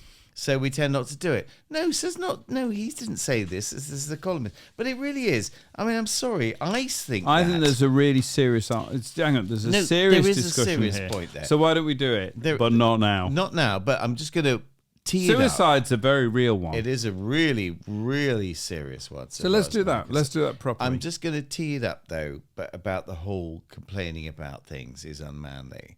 Women say... Women say men should open up and be able to talk about the feelings. As soon as they do, they lose respect from them because they're no longer a strong man. They have them under their thumb. Mark, I'm your friend. Don't make me hit you to save your life. Right. So, no, stop it. Stop it. I have control of the buttons. By the way, if you're on YouTube, they're so sexy. Don't. Just one. I know which. Just one. No. One. I can tell you which one to do when it's time. Go on then. Okay. So, we come to this delicious point in the night, ladies and gentlemen, where we come to the end of episode number 24. And despite John's stupid behaviour, we are, again, as ever, very grateful. Not yet. Not not yet. All right. We are very grateful. And thank you. I mean, again, we say we do this. We do this because you have fun. And I hope you have fun listening to it too. He's such a too much wine. He's such a dick. I know. But yes, thank you, ladies and gentlemen, for listening to our program we again. Really enjoy it. We really enjoy it, and I hope we've been moderately entertaining. And we look forward again, as ever, to the new year, to 2025, and a new year, and entering our our third year. Our third year of doing this podcast. So thanks again, folks, and have a great Christmas and a fantastic new year. Can I do it now? You can do it. Can I? You sure? That one. No. You ready? That one, yeah. Go for that one. You sure? One. Yes. This is the point at which I normally say the stuff I said before. So again, ladies and gentlemen, great Christmas, great New Year, and we really look forward to a fantastic and Trump-dominated 2025. It's going to be a brave new world where all the lefties are going to start thinking, oh my God, my self-interest needs to be, I need to sort of start creeping around Trump now in order to get what I want. So anyway, there we go. Good night. You do know Brave New World was a novel about how horrible the future was. No, not this one. Not this one. Anyway, good night. Happy New Year. Johnny, pleasure as ever. Good night. Good night.